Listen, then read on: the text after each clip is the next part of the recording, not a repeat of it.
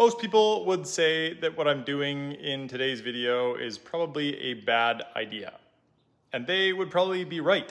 I'm about to take on one of the toughest, most notorious trails around, completely solo. So no spotter, no recovery crew, no backup, just me and my Jeep. Oh, and for those that didn't know, I am in a wheelchair, completely paralyzed. 2 days, 1 night, 1 Jeep, and myself trying to survive it all while camping in the middle of nowhere. So, first of all, obviously my Jeep is in the shop here, and I haven't been camping in quite a few, well, I haven't been camping very much at all since my accident 11 years ago, but I haven't been camping in the last probably 3 or 4 years. So, gonna reorganize some stuff. There's a ton of junk in there from doing recoveries. It's just filthy. So I'm gonna get things organized, kind of prioritize what I want to bring, what I want to leave, because I need to make space for me sleeping inside this thing.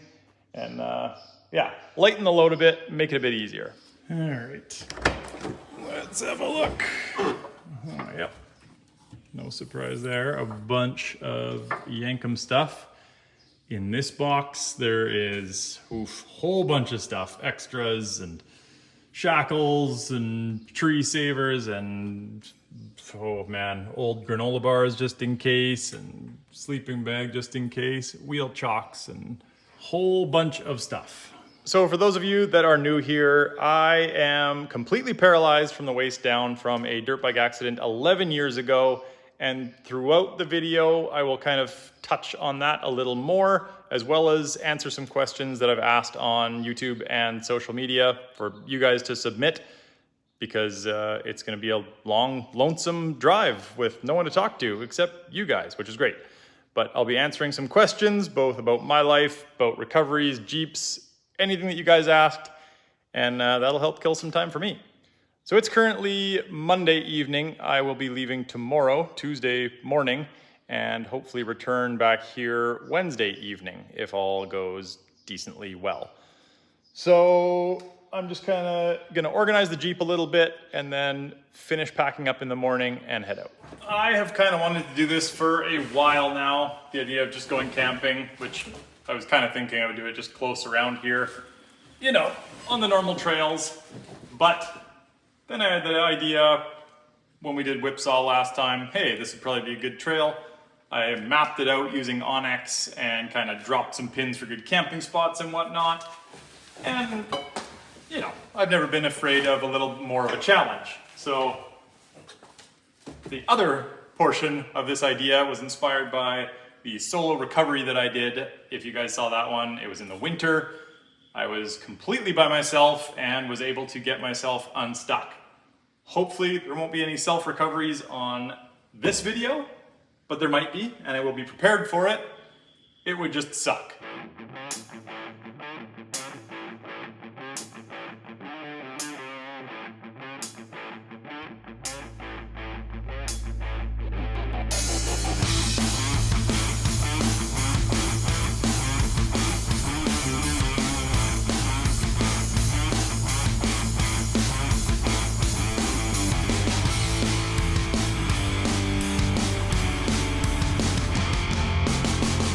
All right, I've probably got a good hour of going through all this stuff. Probably give it a little vacuum, figure out what I'm gonna bring, what I'm gonna not. And that's pretty boring, so I will see you guys in the morning. It's the next morning. I'm wrapping up, loading up the Jeep, picking the essentials, what I need, what I don't need, and it is a perfect looking day. There is not a cloud in the sky. It's gonna be a scorcher. There's Chumi. I'm definitely looking forward to getting up in the mountains, dropping some temperature, because I think it's supposed to be like 35 in the valley today. Hopefully that's more like 25 in the mountains. Anyways, it is a few minutes after 8 o'clock in the morning. I better get to it, get this stuff loaded up, throw my mattress in so I can hit the road.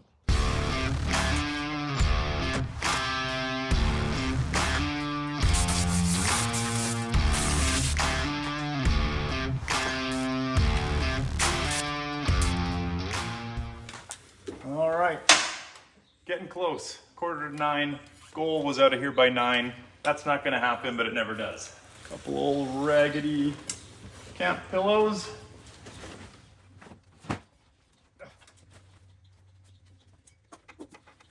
This is my single wide Jeep mattress. Well, it's not really a Jeep mattress, but it sure fits good for one person in a wheelchair. Oh, when you have to hold things and be able to use your hands to push, you come up with interesting ways to do things. And then throw in the almost zero core muscles, makes it interesting. Never frustrating, that's for sure.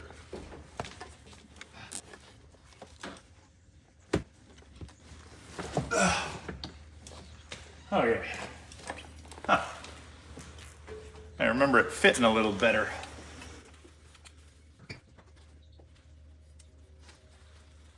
All right, that should do it.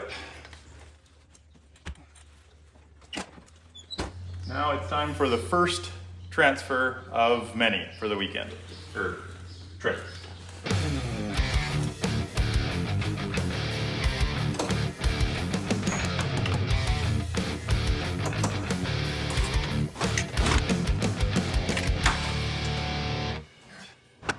Real quick, before we get to this epic adventure, I want to share the sponsor of today's video, which is Onyx Off-Road.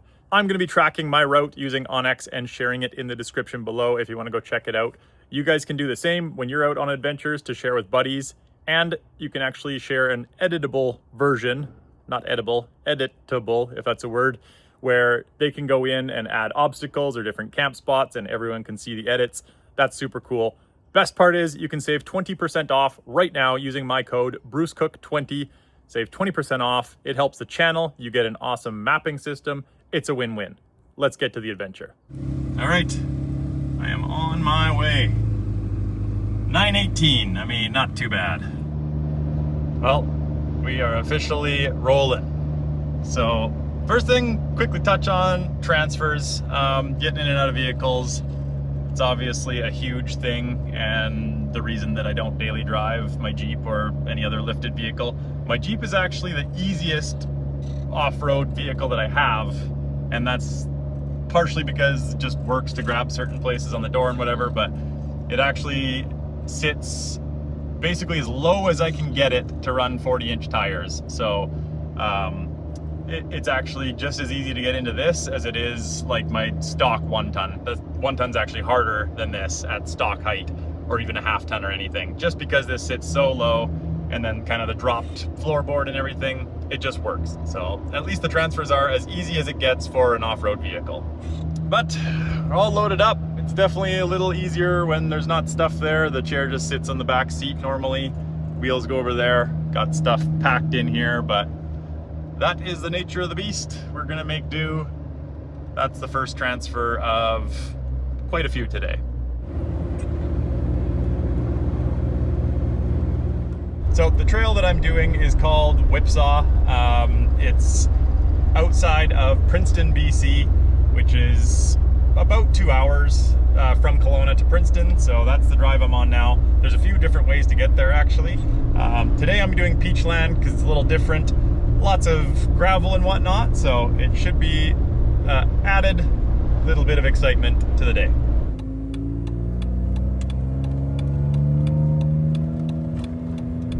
All right, we are at the point where pavement turns to gravel. And normally this is where you'd want to drop a few pounds in your tires, but I was already at 15 PSI from the shop. Normally it'd be a bit lower if we were going off-roading and staying on dirt for the rest of the day, but since this turns back to pavement once you get closer to Princeton for a little bit, 15 PSI is a good number for me. It just means that it's a bit smoother on the gravel, but still not too smushed down for the pavement travel.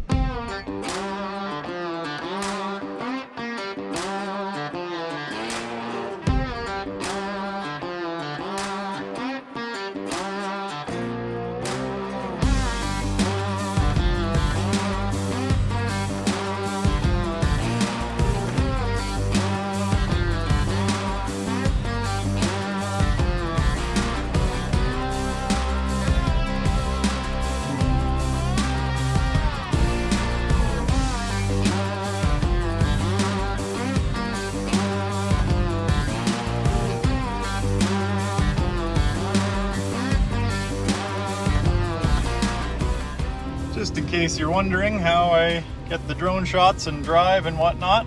Well, now I'm also holding this camera, but got the drone in my lap there, throttle, brake, drive with my thumb, and then with the other thumb I do the controls for the drone. So, not ideal.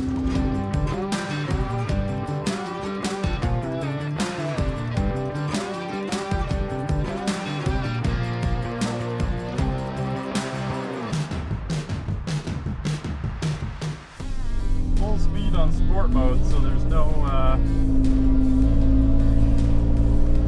avoidance either.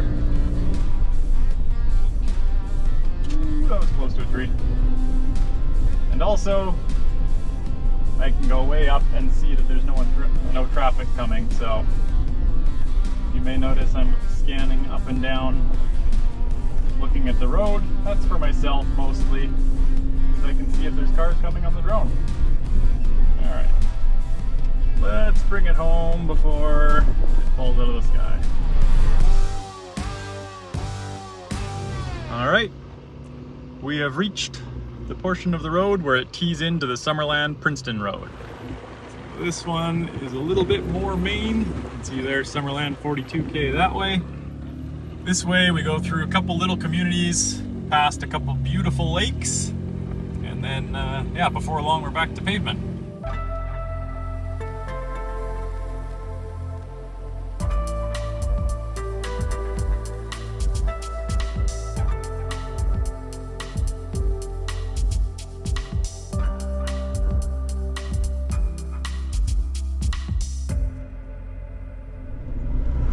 Just like that, we are pulling into Princeton.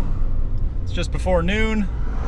That took considerably longer with the different filming, drone and whatnot. And getting behind a logging truck for a good portion, but we're gonna grab some fuel here because this is the last chance. Fill right up, and then we will head to the trailhead.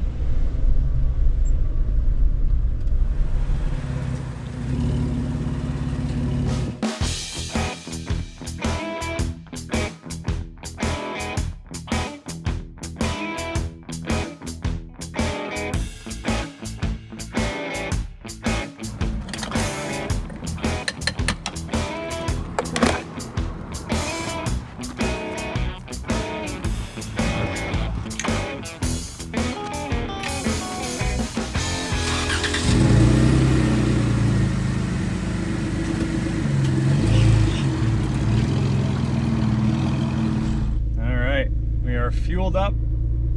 Now we go down the highway about 10 kilometers and I have to get out and do it all over again to air down. I guess for that amount of pavement I probably could have just aired down here, but dang it, I definitely could have just aired down there. Oh well, out again at the trailhead.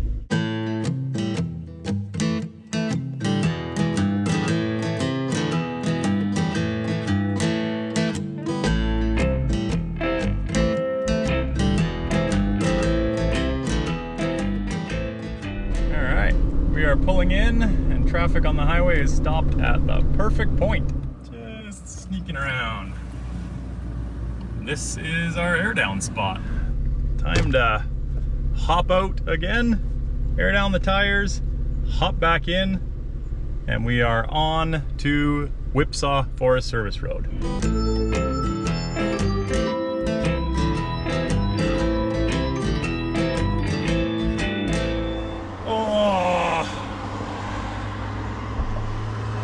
That's the worst. Just remembered that I forgot my air gauge. And normally I would just go by time. But, oh, I've got a very specific pressure I'd like to be on and not have to change it again. So, transfer in, transfer out. It's the worst when I come in, get the chair in, and then realize I've forgotten my keys or something. Not as bad. Still annoying.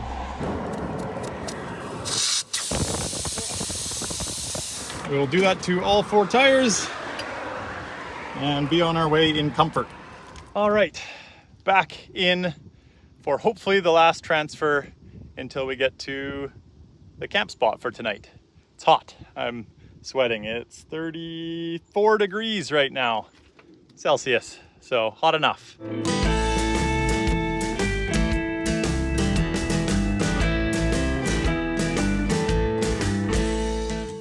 Let's do it.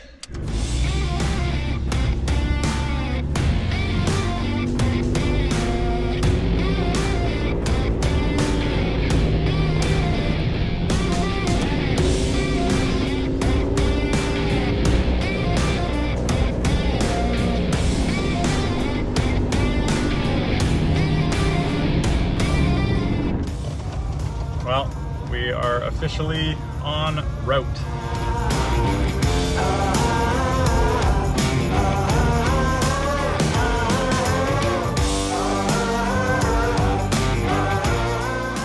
So a lot of people call Whipsaw a 100-kilometer trail, when in reality the first probably 20 or 25 kilometers is your standard Forest Service road.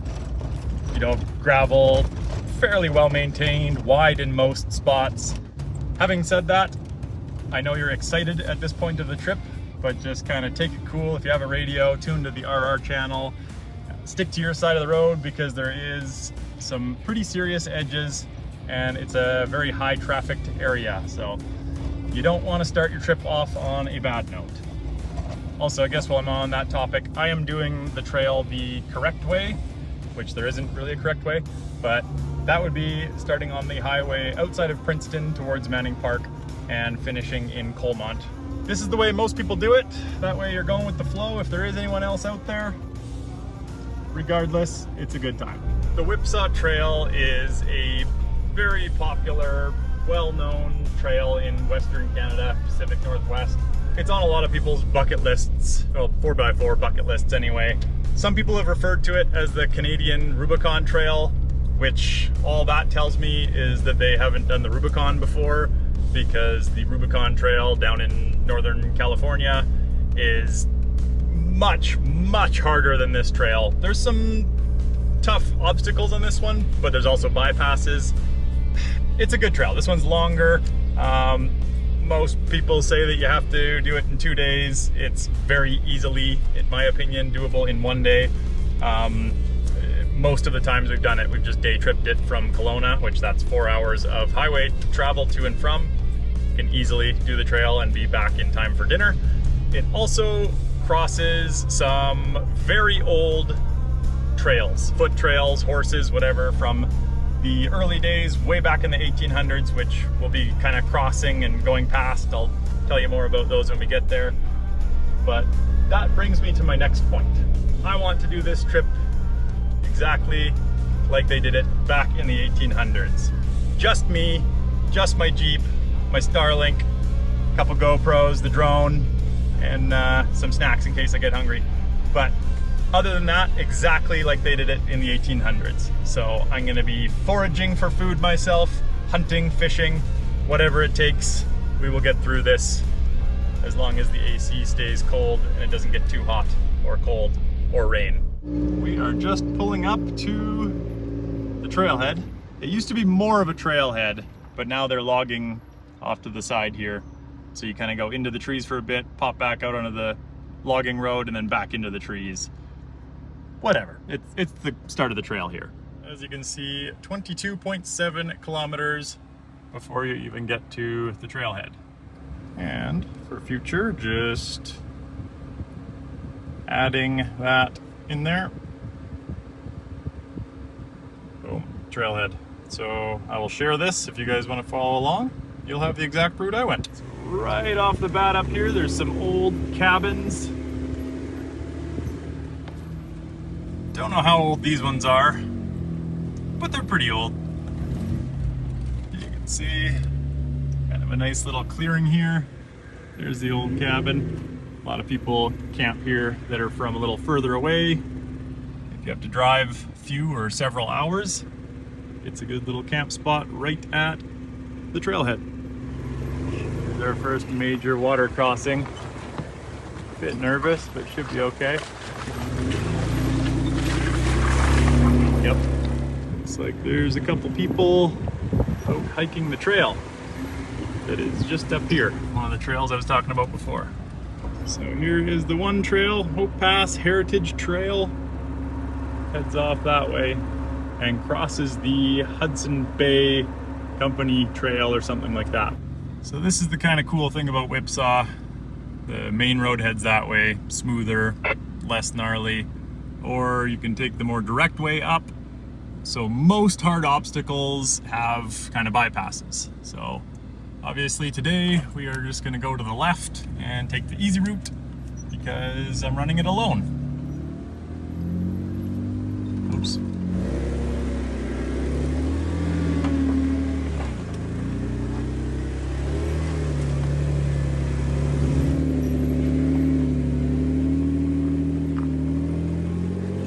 So you can see the other road goes over there, switch back, comes back along here, and we cross right up here. But if you're a regular on the channel, then you know I love me a good shortcut, especially when they're not shorter. Intersection, no stoplights or anything. Yeah, there's that trail, here's ours. So as I kind of claw and chew my way up here, crossing the main road again, should talk a little bit about going out by yourself. And they always tell you not to go out by yourself, it's not smart, etc. Which is true. I think there's a lot of variables there.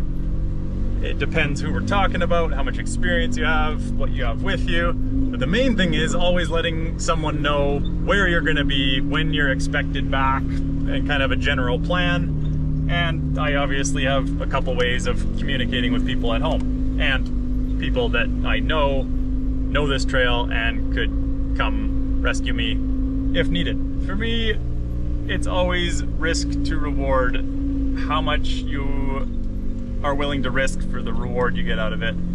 And there's kind of a fine line between being too risky, throwing caution to the wind, and being scared of everything and staying at home on the couch. Yes, that's going to be a lot safer, but it comes down a lot more to, I mean, it's case by case, but how much experience do you have, what you're driving, where you're gonna be, all that type of thing. And the main thing is letting someone know your plan, where you're gonna be, when you plan to come back, and just kind of a overall plan so that if something goes awry, they can come help. I have a few people that, well, I have several people that know where I am, what I'm doing, and many people that are capable of coming to help if I need. Now, having said that, I'd be lying if I said that I wasn't nervous at all doing this. Happens. You know, mechanical failure, pick a line wrong and you flop the Jeep or something, and then I'd be waiting hours and hours for help, especially in my situation, being paralyzed. But to me, if you just go through every obstacle, you think a little harder, don't be stupid, then yes, you can get out there and enjoy things on your own, because I would rather take that bit of risk rather than wait for life to pass you by, be completely safe, but sit on a couch your whole life. So I'm obviously a little bit extremely one side of that equation. I'll let you decide which one. But at the same time, I like to jump on opportunity. I like a little bit of risk. It's what keeps me going. It's what keeps me sane. And I get to come out and do this rather than watch the world go by. So take that as you will. Here is a perfect example of obstacles you can avoid. So you can go over the rocks there on the right for the harder line, slightly, medium line there, and then the normal trail around. Now, as much as I would love to hit all of them, it does take a bit longer, and especially if I'm filming, set up, blah, blah, blah, each one. In order to make it to where I want to camp tonight, I will have to skip a few and take the fast lines. But those lines drop right back here to the trail, so it's just kind of a detour that just takes longer. I like the ones that are on the trail itself that you have to get over to continue.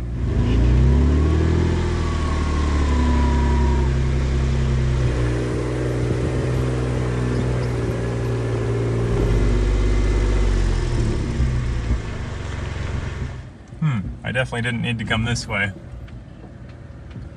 Imagine if I got stuck in the mud. Ooh, this probably isn't a good idea. Maybe I won't. I'll pull up.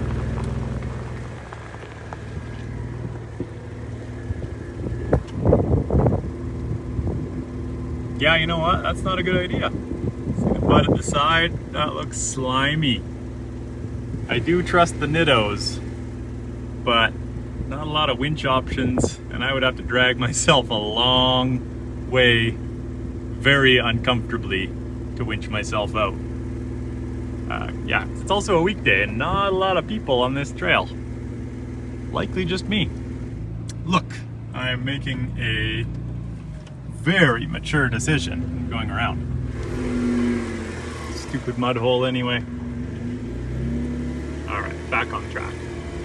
Another unique thing about this trail is that it actually goes into a provincial park. This one happens to be Manning Park. Pretty quickly after crossing into the Manning Park provincial park boundary, you come across a landmark on the Whipsaw Trail, which is Dick's Cabin. Now this cabin is believed to be an old mining or hunting shack, or both. It's obviously very old, very rustic, little doors. Not sure you'd want to camp in there now, but when you mention Dick's Cabin to people that have been on the trail, everyone knows where you're at.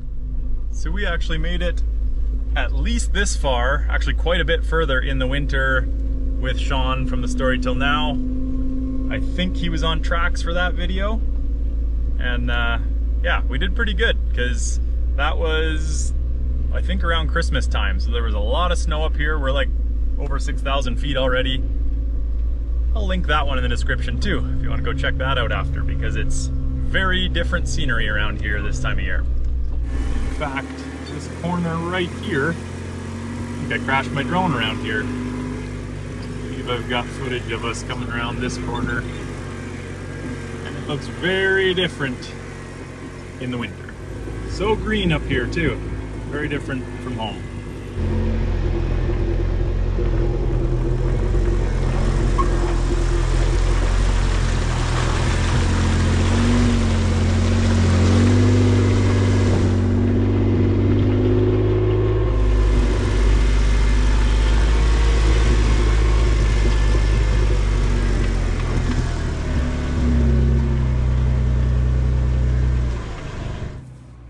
Now we're around the area where we didn't know where the trail was because there was zero tracks, and I believe we started driving up there.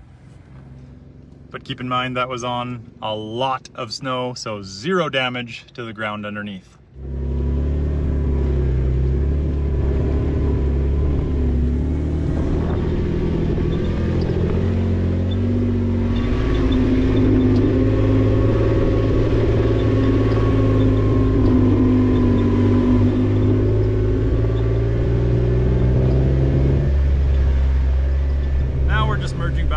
Trail that split at Dick's Cabin. One goes to the right, one goes to the left. That's all that was. We had a little predicament there with Sean's tracks in the winter too, I just remembered. Lots of memories.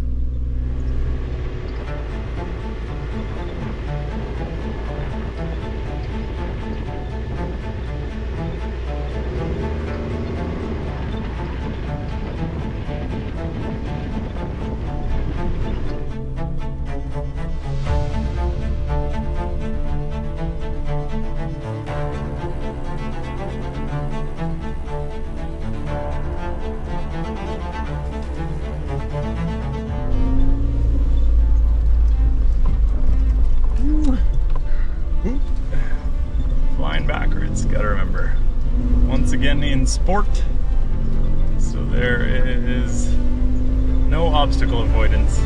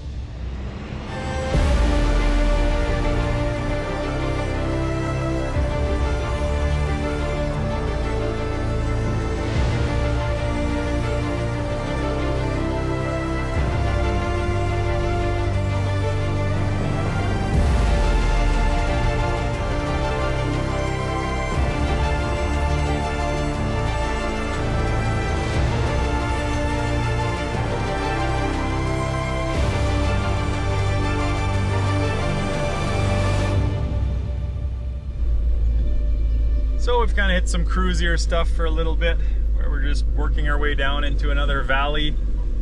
So I figured it's a good time to blab to the camera. And if you don't want to see my mouth flap, you can fast forward a bit. But before this video, I posted on YouTube and Instagram and asked people to send in some questions you might be wondering. And instead of just sitting in the shop and answering questions, I figured being out in the mountains and driving is a much more exciting way to do that. So I made a list. I guess first of all, someone asking about my accident because they started following me for the off-road recovery. So for those of you that don't know, I broke my back 11.5 years ago at a Nitro Circus show. I was attempting the world's first double front flip on a dirt bike. I ended up coming up a little bit short, basically couldn't hold on, fell off the back of the bike, folded in half backwards, and one of my boots, I think it was my left boot, basically kicked myself in the spine. So I did a backdrop on my boot, exploded my T11 vertebrae, and that left me in a wheelchair. I won't go into too much detail with that because there is a 2-hour documentary already on YouTube talking about that, and I will post a link to that video in the description of this one. Nitro Circus did it. It goes into depth, goes back my whole life, covers everything to do with the accident since then, well, up until a few years ago when it was put out. Check that one out if you want more info on that. Little section I should pay attention to, I guess. Next question is on that topic also. Am I still close with the Nitro guys? Yeah, I mean, I haven't done a lot of shows. Last year I did a show with them in Costa Rica, so that was pretty cool. The company has sold a couple times. I think like UFC now owns it, so very different management and whatnot, but definitely still in contact with all the athletes. I mean, everyone still follows everyone on social media, obviously, so that makes it easy. But yeah, I mean, anytime there's a major life event or something happening, then we all kind of shoot each other a message and yeah, stay in contact. All right, next one is recovery related. Did I really do the solo recovery alone? So I did two. So one where I went and did a recovery, and obviously there's the camera guy and whatnot, so that one wasn't alone. And then people commented on that one, so then I went to do a actual solo recovery, recovering myself. And yes, I was alone. Now, I was only 10 or 15 kilometers up a Forest Service road that I know very well and was still in cell service, but there was nobody around to help. I did that 100% alone. I did get stuck on purpose because, well, I mean, I had to try and get stuck in the area, but it was legitimately stuck and there was no one else around to help, so that was legit. Do I have a regular job / business? I have a business, and that business has done contracting over the years, excavation, tree removal. It's the same business that I bill my riding through for the last 15 years, all the Nitro Circus tours and everything. And then recently, it's the same one that I use for YouTube and whatnot. So right now, I am giving YouTube a solid shot, giving it kind of a year, maybe 2. Now we do charge for some of the recoveries. We do some insurance recoveries that we can charge full price. I'm terrible at billing because I feel bad for so many people and end up not billing or billing not enough, but that's a whole nother thing. So even more reason to please subscribe and maybe suggest my channel to some of your friends. Where do you think you would be at in life if the accident never happened? This is something that I have definitely thought about. It doesn't really matter because it could never happen and past is the past, but I'm not sure. I was at a point in my freestyle career when I was obviously trying to push limits, do, you know, world's firsts, break world records, that type of thing. So had I landed the trick, the double front flip, or not attempted that, I would have done something else. There's a pretty high chance that I would have had a pretty bad accident. I hate to say it just because pushing the limits like that is obviously very, very dangerous. Who knows? If I didn't have this accident, I might have attempted something even gnarlier and could have been worse than the situation I'm in. So I've thought about it, don't like to think about it too much. I could have been on top of my game still, you know, being one of the best in the world, or I could have been dead. So never know.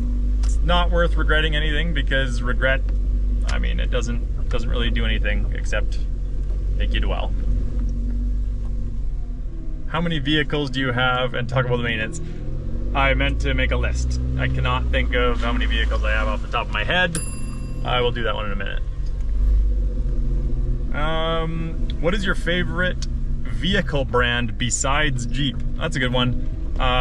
I really don't care about brands. I'm not a Jeep fanatic, actually. I have a Jeep. I've had this Jeep for a long time. This is probably like the longest I've owned a vehicle. Yeah, like I said, I don't care about Jeep. It's just that this vehicle works very well for what I do. It's the right size, 4 doors, all enclosed. I can sleep in it. Does recoveries well. It's heavy enough, it's light enough. Jeeps just work very, very well off-road, and you cannot deny that. It is the best vehicle off the showroom floor, especially if you get the Rubicon. Solid front axle, comes with lockers, blah, blah, blah. Reliability, I mean, especially the newer stuff, not so great.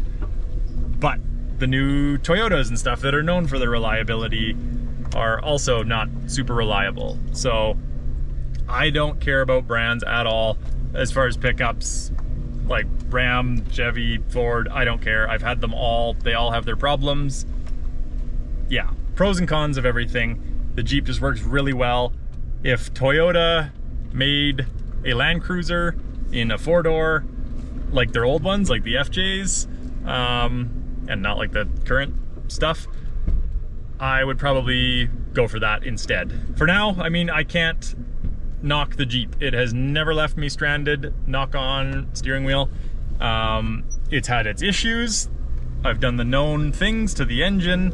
Some of them a little more expensive than others, but it's never let me down. So there is something to be said about that. And I mean, you've seen what I do on video. I have done 10 times the stuff I've filmed off video. So, well, actually, having said that, let's see. It has got 177,000 kilometers on it, and I got it with, I believe, 35,000 kilometers. And I've only done a couple bigger highway trips, so my guess is like 90% of those kilometers are off-road, and that's pretty impressive because flew just flew in my ear. Flew just fly in my ear. Fly just flew in my ear. That's the one. Yeah, I've done a lot of hard miles, like going to recoveries in the winter. We are smashing up and down the same roads. I drive them way too fast because I just want to get there. But it's often 20-30 kilometers of just beat up, rutted pothole roads that I smash this thing through, running 37-inch tires for the first few years and 40-inch tires for the last few. Like I said, the engine hasn't let me down, so I can't really speak ill of it. And as far as power, an 8-speed would be nice, but I'm able to go up most hills doing 100 kilometers an hour. 513 gears in the axles, 40-inch tires, it's stock 3.6, nothing done to it, can't complain. Next one, what comments really annoy you on your videos? I haven't even thought about this one, actually. I guess probably, well, it's a double-edged sword. It's the people that see either a photo or a little video clip, and everyone knows that cameras don't do justice, and then they get on there and say how easy it would be, how they would do it, whatever, call you names. The other edge of that double-edged sword is that is the best engagement, and that's why I go back and forth with them. If it was anything else, I would just not care, but love to comment. It fires them up, makes them comment more. That's just exposure. I've been called cocky before. I'm not cocky. I am very confident. because I have a lot of experience. I'm very confident in what I do. I also know that, yeah, cameras don't do justice. So when I see something and the person that's there tells me how it is, well, you know, I might do a little jab here or there, but for the most part, take their word, especially if they're very experienced. So yeah, double-edged sword. What is one single thing in your life that you're most proud of? The one that comes to mind is getting back on my dirt bike after my accident. Again, go watch the documentary, it covers all of this in detail. But brief story is, after I broke my back, I knew I wanted to get back on my bike. And I knew, to me, that meant backflipping my bike. So 10 months after my accident, my good buddy Billy was already rigging up a seat and system on my bike for me to get back on while I was still in hospital. I think it was like, yeah, 9 months after I flew out to Ontario, met him, did a little ride. From there, we drove straight down to Travis's place and Travis Pastrana's place in Maryland, where he's got the foam pit and everything. And I had one goal in mind, to backflip my dirt bike. And after a few flips into the pit, I achieved that goal 10 months after my accident. Landed to a mulch pile, and then went back on tour after that, and I forget how many months after, but landed the first backflip back on tour in Toronto, so back in Canada. That was definitely amazing, very emotional, as you can imagine. The first year after the accident is insane. That one sticks out as a single moment, and as a whole, I think just proud of myself for continuing on. Everything is hard in the wheelchair. Like, life is so much different, so much more difficult. That's not complaining, that's just fact. And so just chugging along, I guess. I mean, there's no, like, you can't quit, you gotta keep going. I know that I could do things easier. And I guess that's one thing I'm proud of, is just continuing on, doing what I love. Off-road vehicles, getting back on the bike, you know, working outside, working with my hands, fabricating stuff. All that stuff takes me a lot longer, is many times more difficult than before, but still doing it. Next one, is it frustrating or annoying to not be able to get out of the vehicle and help on recoveries? Absolutely. I know that many people poke fun, especially this one guy that's a total douchebag. But those that know me know that I would much rather be out there pulling rope on the end of the shovel, digging snow, whatever it is. I have done that forever. I've always been the person that would just like jump in there and get things done. So for me to sit back and watch other people do the work can be very frustrating, and yeah, a lot of times just have to kind of talk myself through it, and I don't know, it's frustrating is the word. I think another part of that is not being able to do that stuff alone, whether it's recoveries or, well, stuff like this, which I am doing alone, but probably shouldn't. And I used to do a lot more. I love doing stuff with people in groups, certain things, like trips like this. Also love doing stuff alone, but it was also when I was able-bodied, I could hop out, deal with situations on my own. There wasn't much that I couldn't get done myself. That's still the way, but some things are just impossible or would take an absurd amount of time, or if I had to recover myself out here and I had to go too far, considering I can't feel my legs, then you're into, you know, tearing your legs up because you can't feel it, and then you got much bigger problems. Yeah, that goes right into the next question. How do you stay so positive, and do you have bad days? I mean, everyone knows that most people, it's a highlight reel on social media, YouTube, Instagram. I try to be real with you guys on YouTube, show the frustration and whatnot. I don't want to do it too much because then you just kind of sound like a complainer. I've done it before when I'm frustrated with people that aren't there when we show up for recoveries or whatever the case may be. But yeah, you don't want to be and come across as just a crybaby all the time. I do try to stay positive as much as possible. I've done that my whole life. I've always kind of thought it could be worse. There's always someone in a worse position, and you're also not supposed to compare yourself with other people, but that has been a big thing for me. Actually, I just thought of this. I wasn't thinking this before, but I will tell you this story that I am not sure I have told on video before. A couple people that I think back to, and I won't use names, but very early on in my recovery, probably 3 weeks in the hospital, there was 2 guys that had very bad injuries. Actually, they were very similar injuries, and their outlook was completely 180. We'll call the first guy Bob. He was probably early 60s, I would say. He was out mountain biking, went over the bars, like hit a rock or something, went over the bars, landed on his neck, broke his upper back or neck, so he had minimal arm use and nothing else below that. And he was just the most negative person. Everyone avoided him in the hospital, including the nurses. I mean, as much as they could. He was just a dark cloud, and I get it. Like, it is one of, you know, the top most horrible things that could happen is a permanent injury like being paralyzed. It flips your world upside down. It's basically like the old you dying and you're reborn again as this new person. You have to figure it out. So I understand, but all he would talk about is how much life sucked, how much life was going to suck.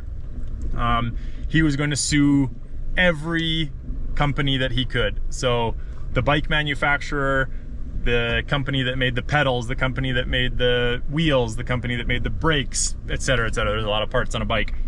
He was going to try and sue everybody. And I guess get money out of it, which that is another thing. There's way less you can do, way fewer jobs being paralyzed than there is being able-bodied. But that attitude is going to hold you back so much. So the other guy that I was saying, Joe, he was similar age, early 60s, and unlike Bob, I think that's what I called him, he wasn't doing anything. So he had a stroke. It was in the middle of the night. So at least with Bob, he was kind of in control of his own actions. He knew he was doing a dangerous sport, just like me. I mean, I signed up for it. I knew the risks. Joe, however, was just sleeping. He had a stroke. Something happened, blood clot, not entirely sure. Anyways, he woke up paralyzed. Same thing, from the chest down, some use of his arms. Both of them could use a manual wheelchair, but not very well. And he was the most positive guy you could meet. Yeah, he was always upbeat. Everyone loved being around him. And when we talked about the nitty gritty, he was positive through it all. Just had a good outlook. Oh, here's another thing even that I forgot that makes it even worse. He was paralyzed. He was taken to hospital, and his wife was not really visiting him all that much. I believe he said she came in once or twice in like 2 or 3 weeks. And the next time that she came in was with papers that she served to him for a divorce. So while this guy has this life-changing accident, whatever thing happened to him, the person that he's really counting on to help out, be there for him, does the opposite, files for divorce, doesn't want to be with him if he's in a wheelchair type thing. And I'm just like, oh my gosh, I'm so sorry. And he's like, don't be. Now I get to do whatever I want. He's always wanted to live on a sailboat. And he said, now I'm going to go buy a sailboat and I am going to live out my days on the sailboat. It's always been a dream. She never had the same dream, didn't want to even own a boat. And that was his outlook on life. So that one really sticks with me. I think about it often. there's just, yeah, with everything in life, there is a choice.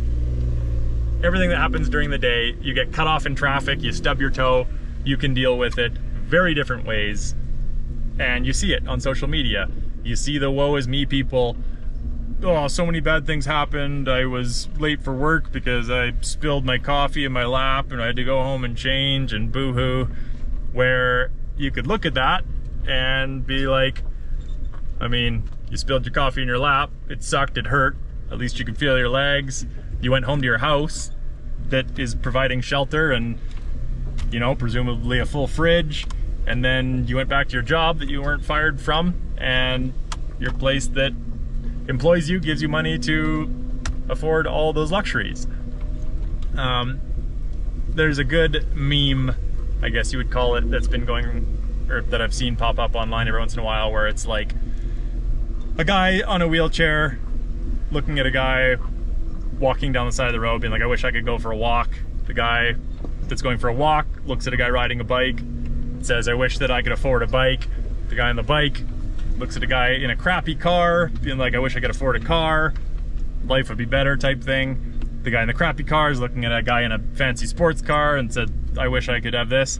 And that is, I think, what you have to do is just skip a few of those steps, put yourself in the other person's shoes, and realize how good you've got it.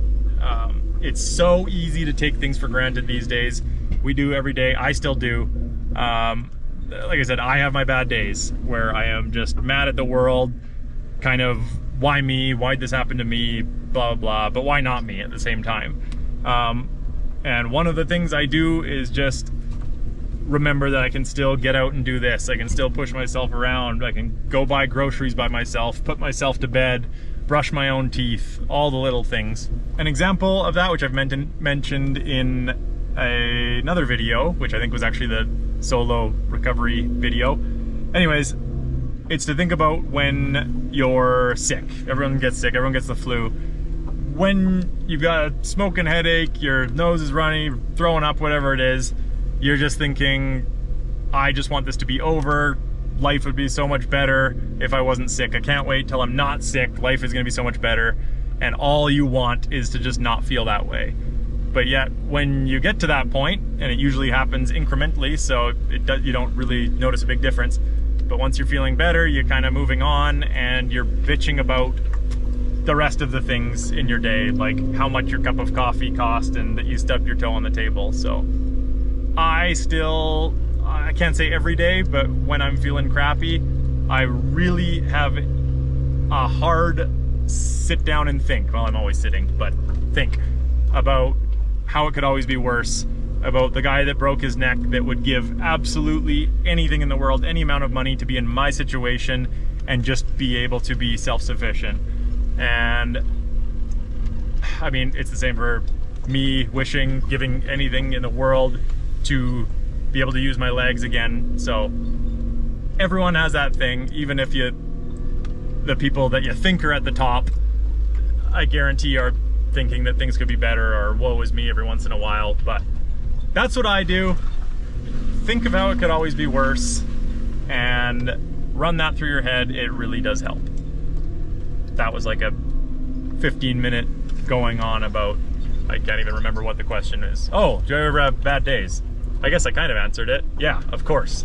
I won't get into too much detail about my bad days, but I'm sure some of you can relate more than others. With paraplegia, you do not know what the day is going to bring as far as your body goes.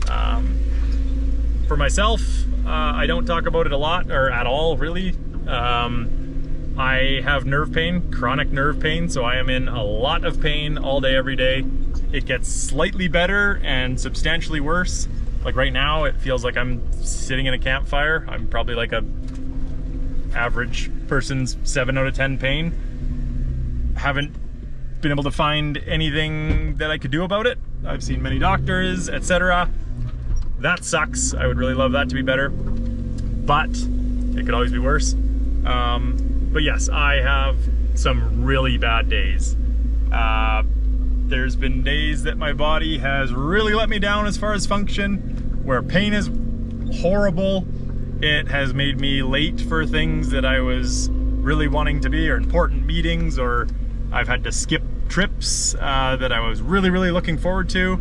So yeah, those days really suck, but the good days still outweigh the bad, and I guess that's all that matters. All right, gonna wrap up Q&A session 1. There's still some more, but we're coming up to some kind of gnarlier terrain, so we will get back to that for the moment. Well, they just blabbed for 30 minutes, turns out. Haven't covered that much ground, maybe a kilometer or two, because I've been driving very slowly, for obvious reasons. But yeah, we're definitely getting a little chonky again on the trail, and we'll be back into some obstacles pretty quick here if my memory serves me, which it often doesn't.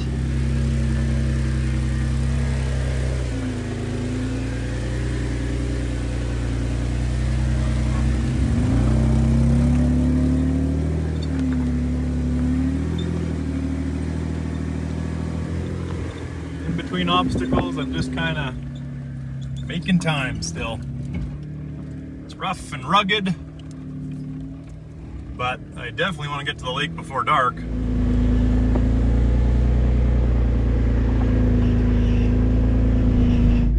First little obstacle with a bypass. Come on, people. This one's nothing. You don't need a bypass.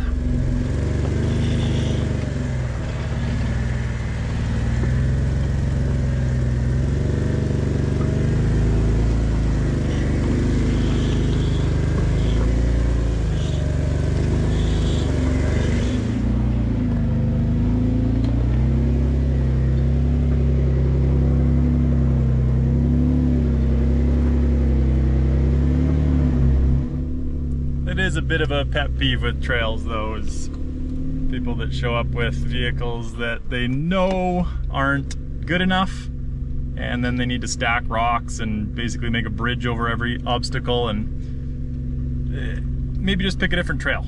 And something even worse is when they cut down trees and make new trails to go around the obstacle. Like, just upgrade your vehicle, get better skills, or just don't go on that trail, because some of us like advanced trails that don't have highways around everything.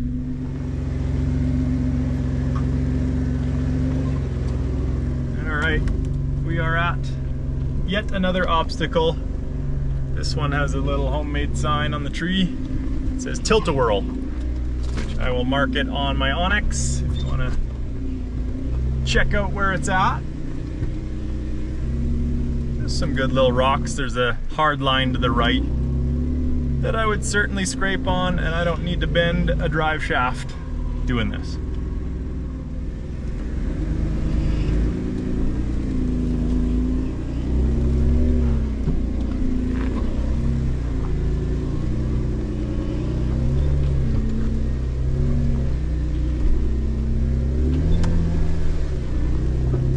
It's still like 31 degrees up here, so it hasn't cooled down near as much as I'd like.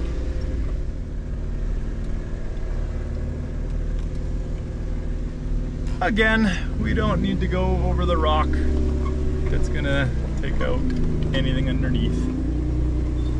When I'm by myself anyways. See, I'm mature. I make good decisions sometimes.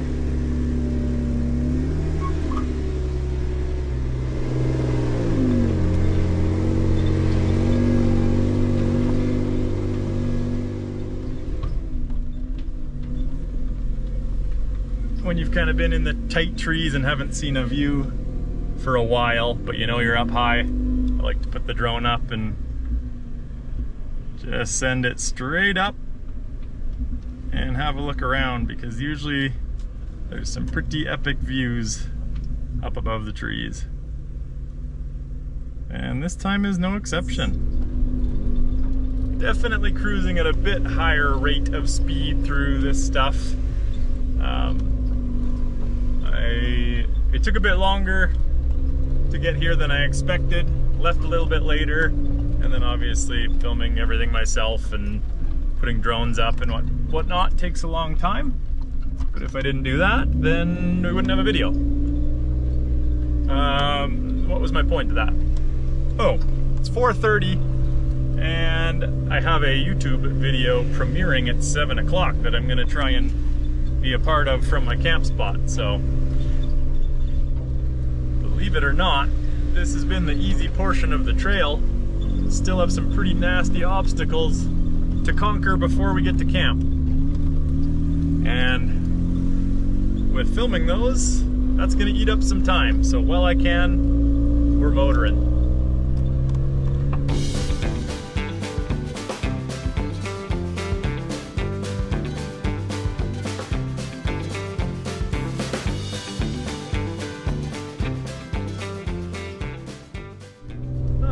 I know where we are now. I think Tom and I camped here one year, many years ago. I'm gonna slap this on the Onyx map as a possible camp spot because it is very nice. Little lake, pond, whatever you want to call it. Camping spots there, right here, anywhere really. Possible camp spot. And then look at all these little icons, it's crazy. But do I do camp spot or lake? All right, onward.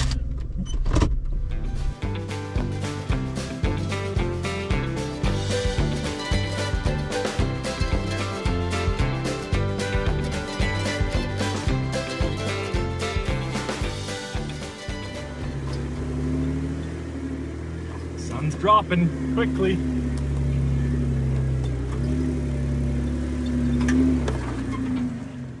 Stuff like that's a little tricky because drive with my thumb, gas and brake, and that is why can't see with the sun.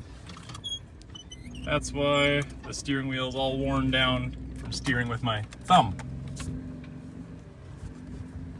So whenever I'm filming and driving, this is what it looks like.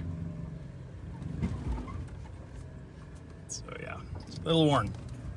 Hey, some water.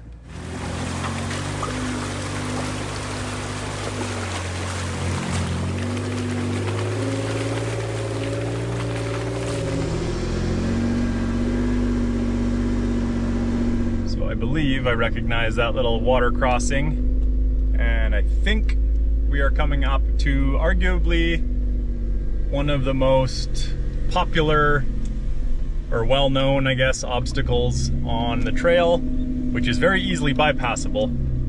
It is called Memorial Rock.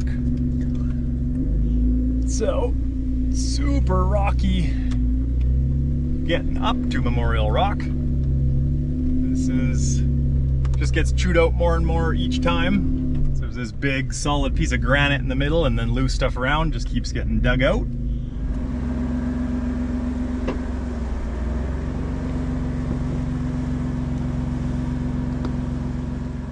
Got lockers obviously, but generally don't need to use them much through this trail when you're kind of doing the medium obstacles. Don't at all with just the trail. Yes. There is Memorial Rock. Those are actually new signs since the last time I was through. Wow, someone's put some time and effort into those. Those look great. Wow, it is super windy. Giant gust just came through. Just around the corner here, you can see the rock face. It does not look as steep on video as it is in person, and at the bottom now is all chewed out. Used to be kind of a nice ramp so you could get some speed and drive up. Now if you try that, it's a bounce. I should really, really bypass this because the trail doesn't even go that way.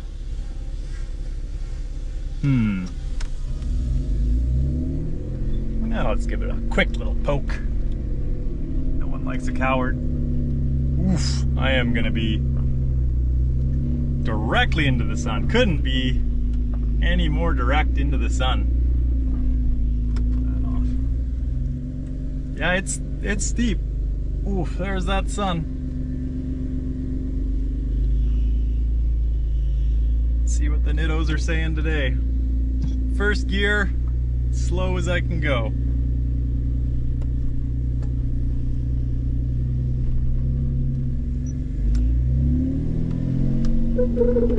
Give the tires a little spin, just like in Moab, cleans them off.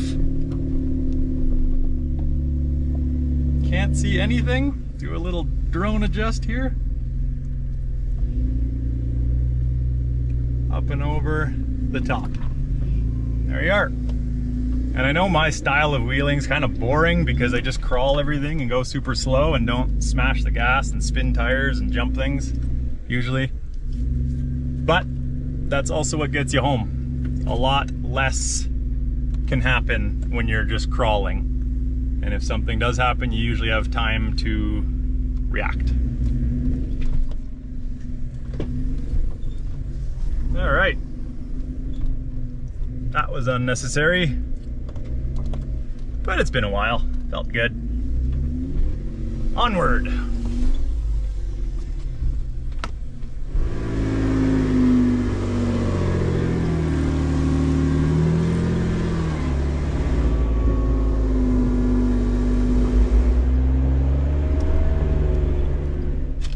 Here's a fun fact. Oh, as I go across this very off-camera portion, can't see, but I'm having to brace off the passenger seat.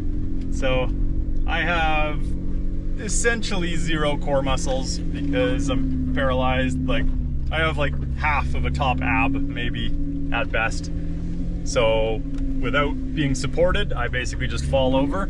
So most people prefer being on the high side when you're going across a hill because it just feels right, you're counterweighting it. I actually prefer being on the downhill side because I can lean against the door and, well, hopefully it doesn't open and I fall out, but that's where my arm goes anyways, on the, I don't know what you call it, armrest, I guess is what you call it.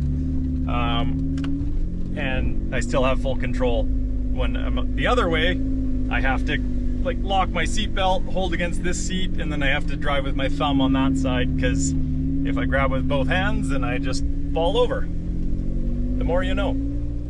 Well, we're at a good little flexi section, which I should just go past or go through it and not video, but is it necessary? No. Is it worth it?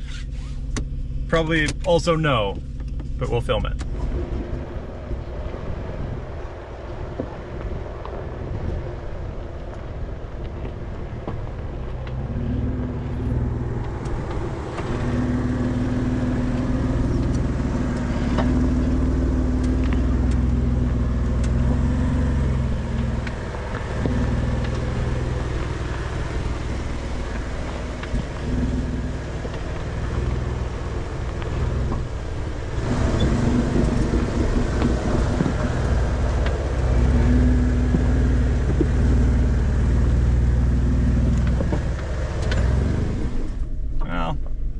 Not great drone work.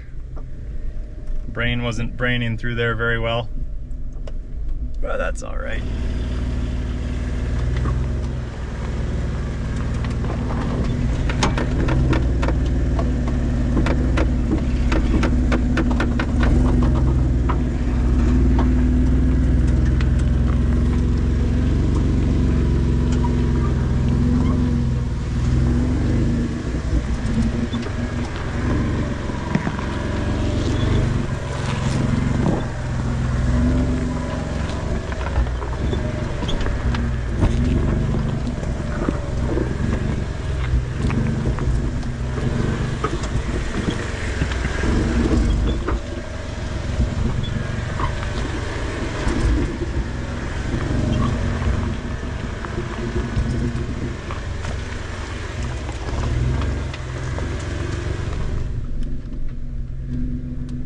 Actually, I think we're getting pretty close to Wells. Maybe not. Would be kind of nice if we were. I could get set up and go hunt and scavenge. Need to find some grain and some meats for my dinner. So I was just looking at photos on my phone because I know it was right around Wells Lake that we had some issues in the winter, well in May. I tipped over the steepest I've ever been, which is like 42 or 44 degrees, and it was right here. Right there. Looks a little different in the summertime, but you can tell why I was sinking so much and pushing water.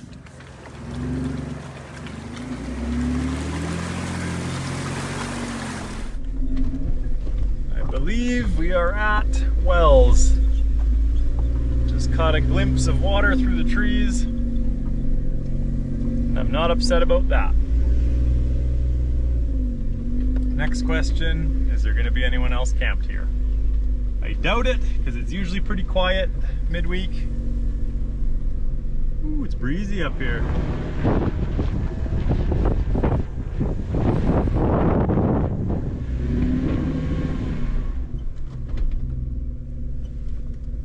Yeah, you're only 6 or 8 inches above the water. Pretty cool. But yeah, very windy up here. Wow.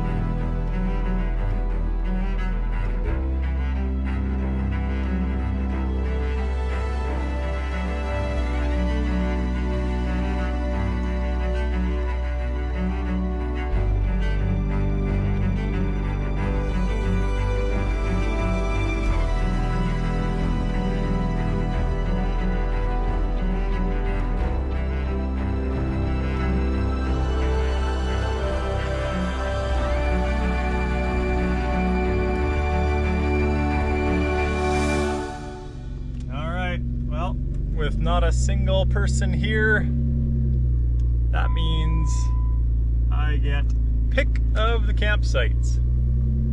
And I'm picking this corner right here. Looks perfect to me. Nice and level, grassy area, little fire pit if the wind dies down, hopefully, so I can make some food.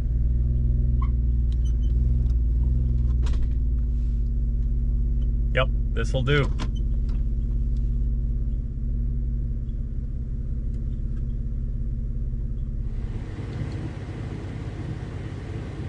Got a friend coming over to check out what's going on. We are losing light fast. It is definitely getting darker earlier than what I've been used to the last few weeks. So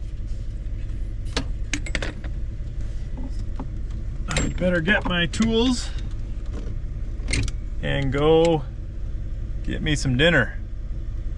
There's a nice patch of grass over there that should do for my wheat. I'm gonna go get that deer that I just saw there and whip up a nice little meal.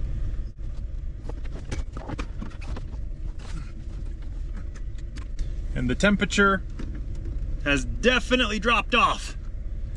It's about 16 degrees Celsius and the wind is still blowing, so I'm gonna track down my jacket. Just heard some grunting and snorting. It actually scared the hell out of me. A few deer over there. So I'm gonna grab my knife and go hunting.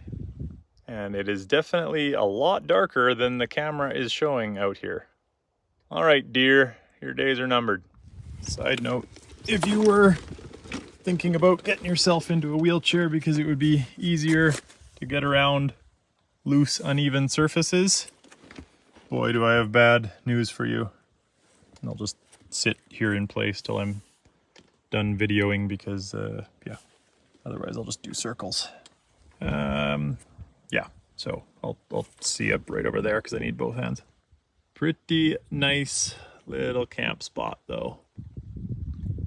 some nice foliage there. Little fire pit there. Oh boy. Woo. I guess that probably wasn't smart. Anyways, I've got my hunting knife. This is probably, I would guess, about an 8-inch blade. Time to be quiet, I guess. All right, let's go get us some dinner. They're way over there and they were heading that way. So instead of swimming across there, I'm just gonna take that road, sneak up behind them.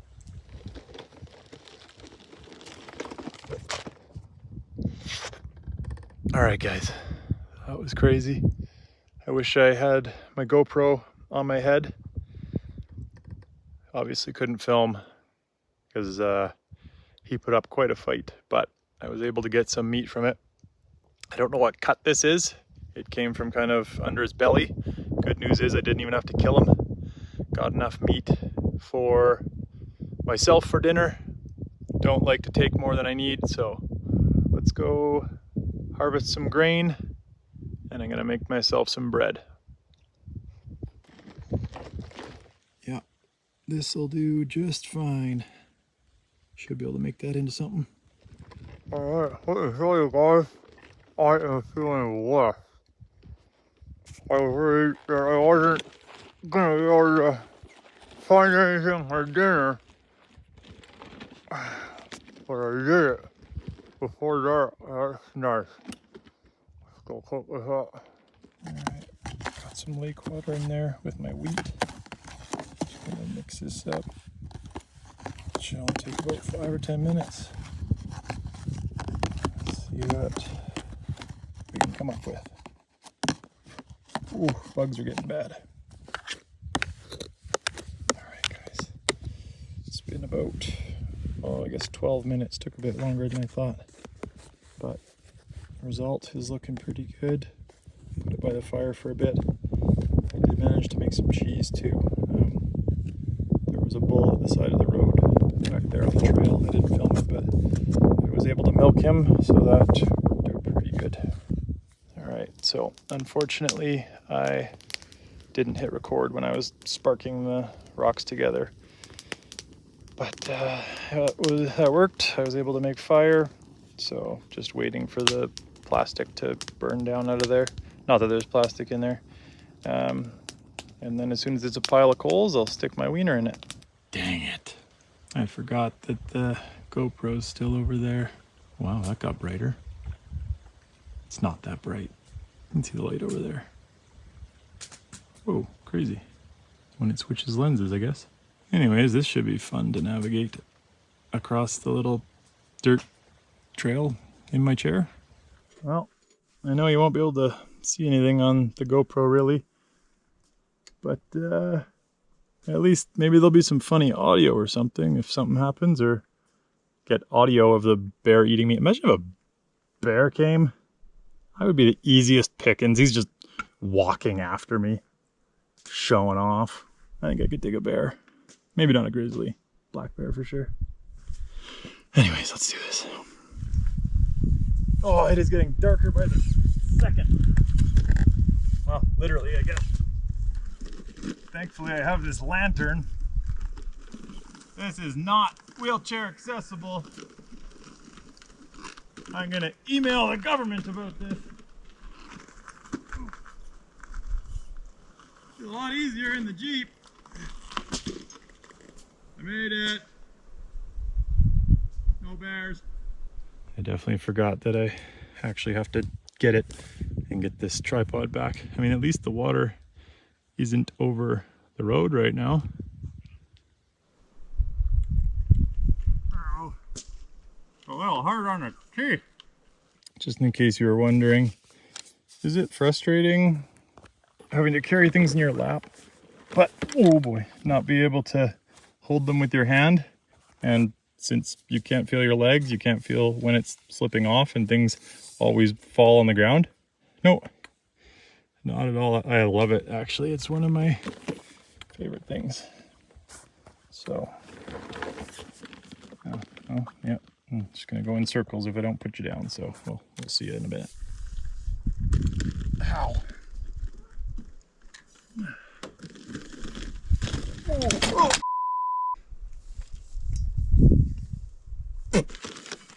Ah, that was easy. I think I'm just gonna go on a quick hike now.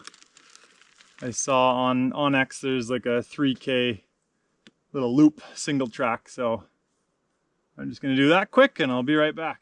All right, back from my hike. It was just less than 3K, so it took about 12 minutes. I have definitely worked up an appetite. All right, yeah, the bread is done. Very good. Oh, weenie stick. Son of a biscuit.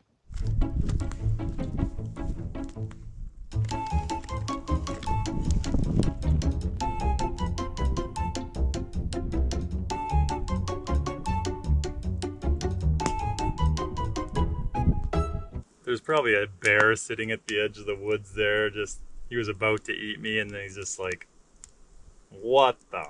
Yep, I would probably pick the next guy, Mr. Bear. All right. Don't want to get 3rd-degree burns, so again. All right. Need a weenie stick, which this should be easy. The ground looks incredibly smooth all the way to the edge of the lake there. So let's just do that.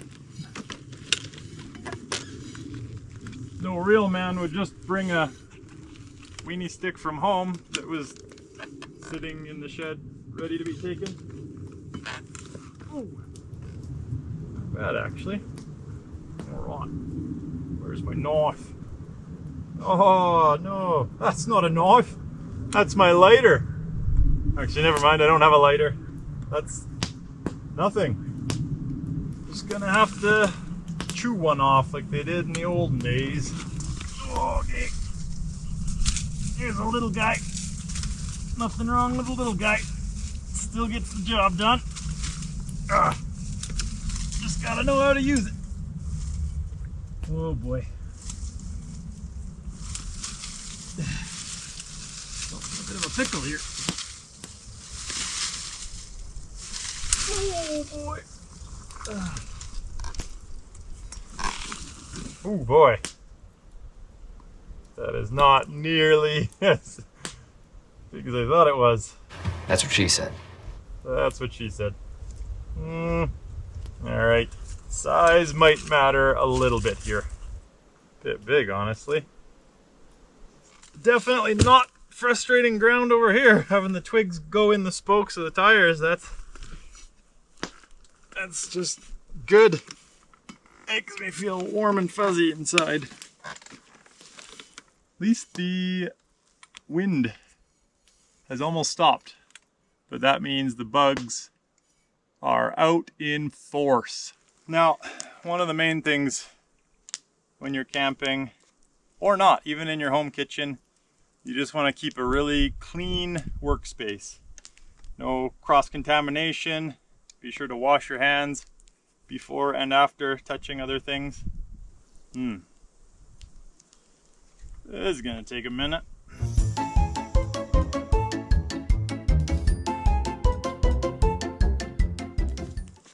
I have a feeling there's gonna be a little bit of extracurriculars in my wiener. Some extra fibers. She's a little splintery, but you know what they say, everything's a if you're brave enough. Alright. Should we do, oh man, all these flies. Oh, my wiener's covered. Golly, you set your wiener down for like 12 seconds and it's just covered in flies. Extra protein, I guess. Do you mind? Holy personal space, man. We're doing the sideways technique rather than down the chute. Alright, that weenie's looking good enough, or maybe I'm just getting impatient. So let's go see if I can make some ketchup and mustard out of things that I forage, and should be good to go. Well, turned out pretty good, I'd say, as long as you can look past all the flies constantly landing on it. Oof. Bone apple teeth. That's actually pretty dang good. Well, I'm just gonna finish this guy up, and then it's time to make my bed, because I may have got sidetracked before and forgot to arrange things while it was still daylight. All right, compressor's coming out, saw's coming out, 1,000-pound bin is coming out. Oh my gosh, that sucker's heavy. Oh. All right, things are looking up. Hopefully coolant doesn't attract bears. Tuck that all under in case it rains. You know what will attract bears is a Yankum winch ring. It attracts me anyways, but that's a story for another time. Oh, here's a story for now. You know how I was talking about quality Yankum stuff before? This is a non-quality winch line. That's like the coating off of it. So it's like wax basically that it's dipped in. Nothing to do with heat or anything. But yeah, it's just I mean, the winch line brand new feels like a hard stick. Next up. Oh, oh no. The jack has worked its way over. It used to be tucked over there. That is going to be quite tough to get. I think I can feel that little lump. Oh. Because if I get onto it, then I'm going to be on it. And this doesn't bend very well. It's pretty hard. But that's my option. I guess unless I transfer into the back seat there, but there's a ton of stuff. And that is definitely out of reach, and I can't transfer into the back. Just when things were looking real good. Heave a couple, ooh, that was a good shot. Heave a couple pillows to the front without getting them dirty. All right, looking pretty homey. Eat your heart out, Martha Stewart. All right, I'm gonna roll that camera for the final load-in shot. Can't quite reach, so I got my wiener stick.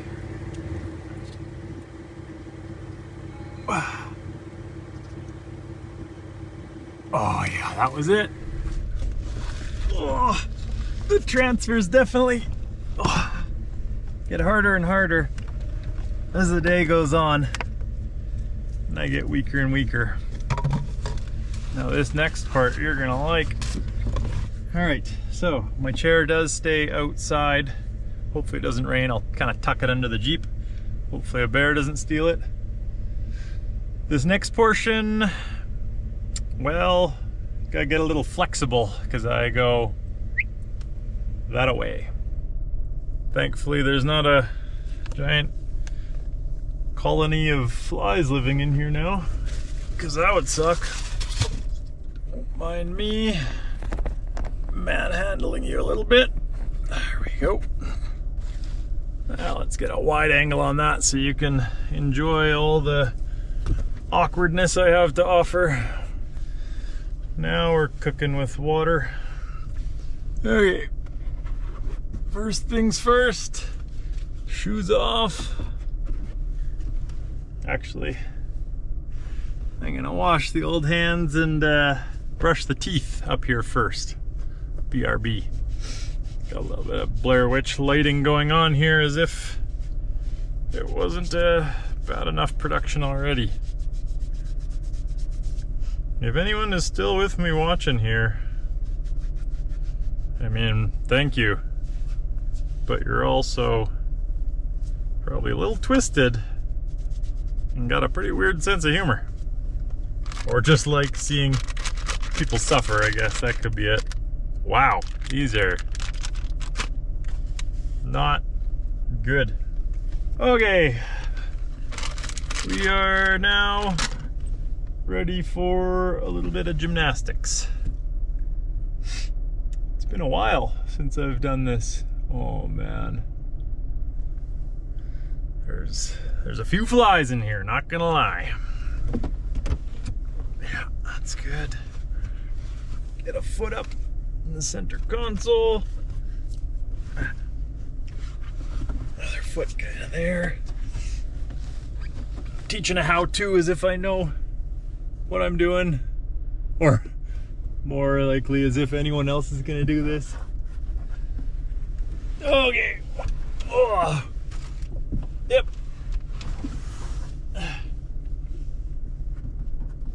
Sleek.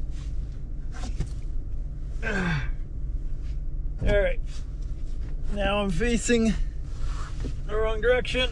Do a simple maneuver. Like that. Nothing to it. Ow. Okay.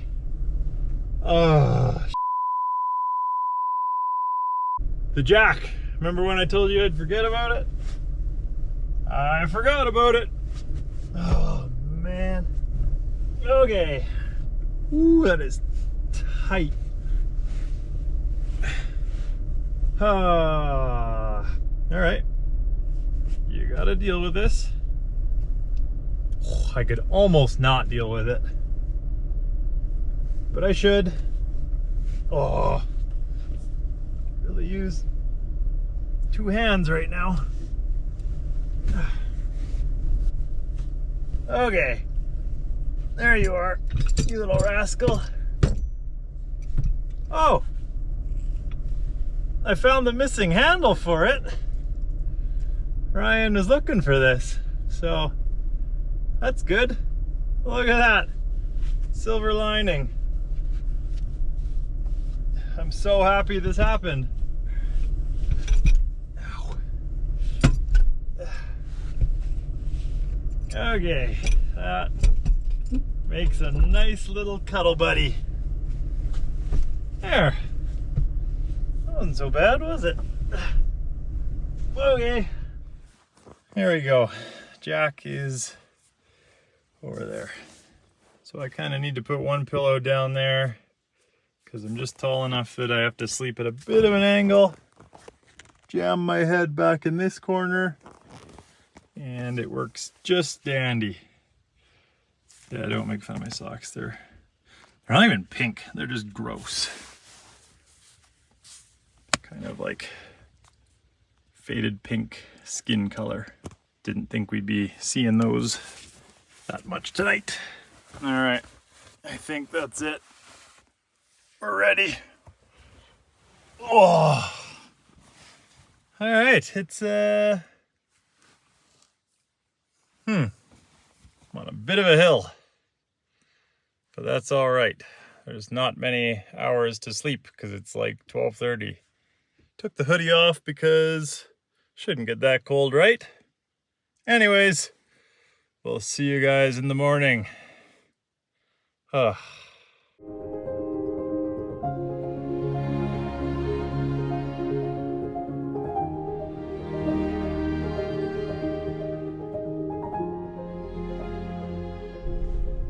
Good morning, everybody. Up at the crack of dawn, basically. You know what they say, the early worm can lead a horse to water. Time to get back in the front seat, get some shoes on, and get this day started. Oh. Woo. 13 degrees outside. And it is once again windy. Oh, and we're in. We get the shoes on, get out there, and get all my junk back in here, which that should be a treat. Let's kick this day's ass.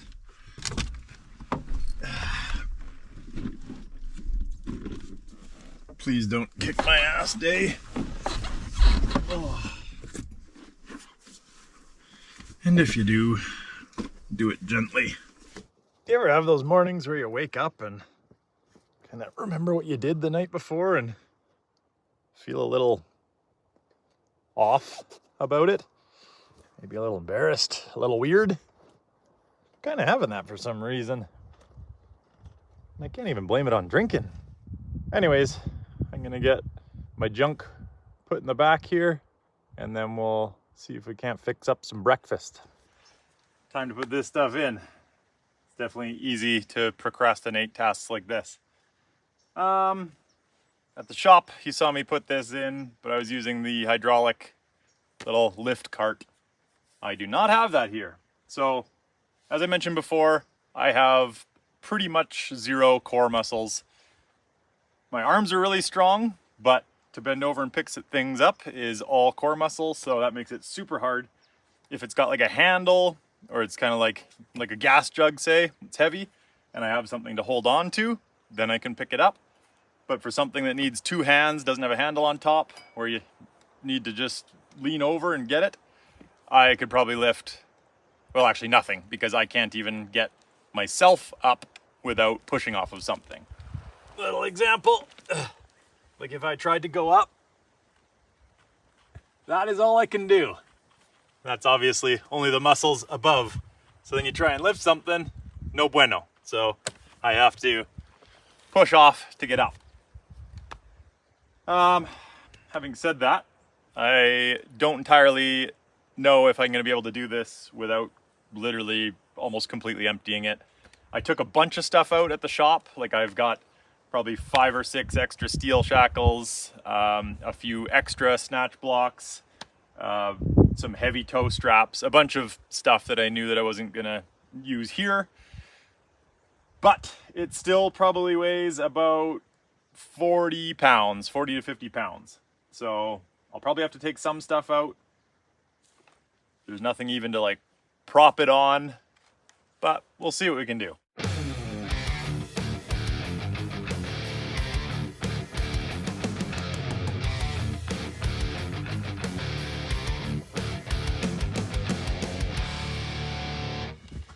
Just need 3 arms. I got 3 legs, but I could really use 3 arms. Oh. Yeah, I don't think it's happening. This board is mostly for winter, for a base in the snow for the jack so it doesn't sink. But it also sits on the carpet so that slides in easy. Maybe I can use it for a slidey ramp up onto my lamp. Up onto my lamp. At least then it might not get hooked in the wheel. Oh, just need a handle down here. Then I could do it, because this is just wanting to tip it.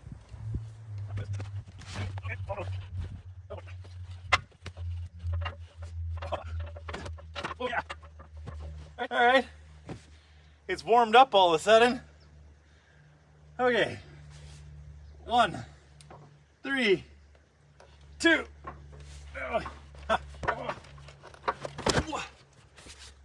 Okay. Holy. I actually didn't think I was going to be able to do that.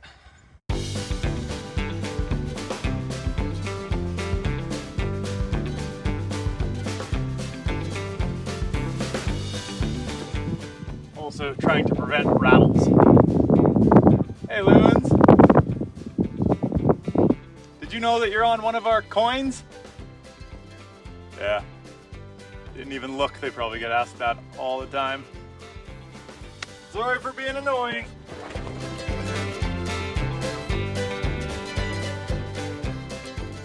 Whew. How long did that take? 15 minutes, 18 seconds. A new world record. And yes, there was actually birds there. All right, I am all packed up more or less, so I think it's time to forage for some breakfast. And you're not gonna believe my luck. All right, last night when I was down here trying to find a weenie stick, roasting stick, I didn't even notice because it was so dark, but it was actually a peach and orange tree. Now, I know what you're thinking, that tree isn't orange, it's green. And yes, I know, I'm not stupid. The tree is green, it produces oranges. You can see this one's got a ways to go. Look at that beauty. And then you go an aisle over and my goodness, good to go.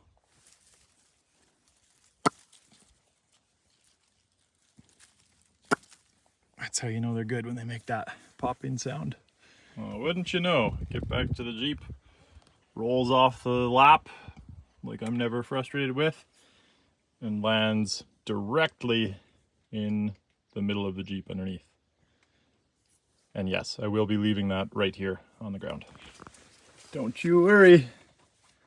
I kept my roasting stick. Oops.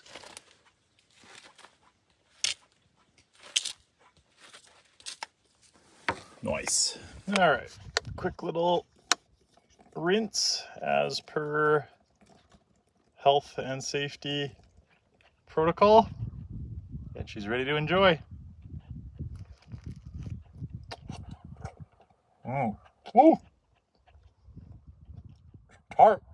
All right, I am pretty much all packed up and ready to hit the trail, but before I do, there's definitely a few people asking to do a quick walk / wheel around of the Jeep and what is all done to it, in combination with another popular question, is there anything I'm planning to do to it? So we'll do that quick and then hit the road. Again, sorry if there's wind noise, it's windy. So this is my 2015 Jeep Wrangler JK, 4-door obviously, Sport. I got the Sport because I was planning on changing everything anyways. It still has the stock 3.6 liter in it with 177,000 K, and it has never left me stranded. It's got DV8 bumpers, front and rear, also DV8 fenders. I think it's Ace Industries or something, inner fenders there. You can't really see. One of the biggest things, this is actually the only tire that I've bought 2 times in a row. Now, Nitto does help me out, but I've always liked trying different tires. I've tried a lot of different tires. These ones are my favorite all-around tire. They drive great on the road, and they do phenomenal in the snow. I do groove them, which are the wide cuts in the lugs, and then I will be siping them for winter, which is the little slices, which really helps for the ice. I got a Warn 12K winch on there for now. I've got Vivid Industries lighting all around. Those puppies are super bright, comboed with that. JK speaker headlights.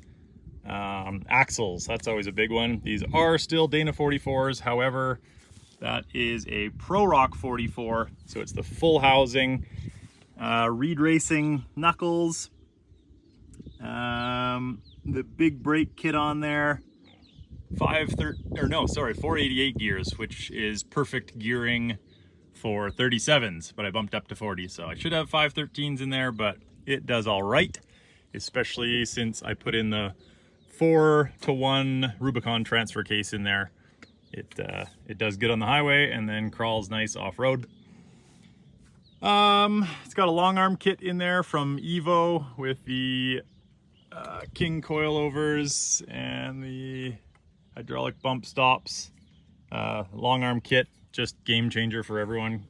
Gets you back closer to stock geometry and rides so much better. What else we got up here? Oh yeah, definitely need to mention the Yankum Fairlead there and their winch line.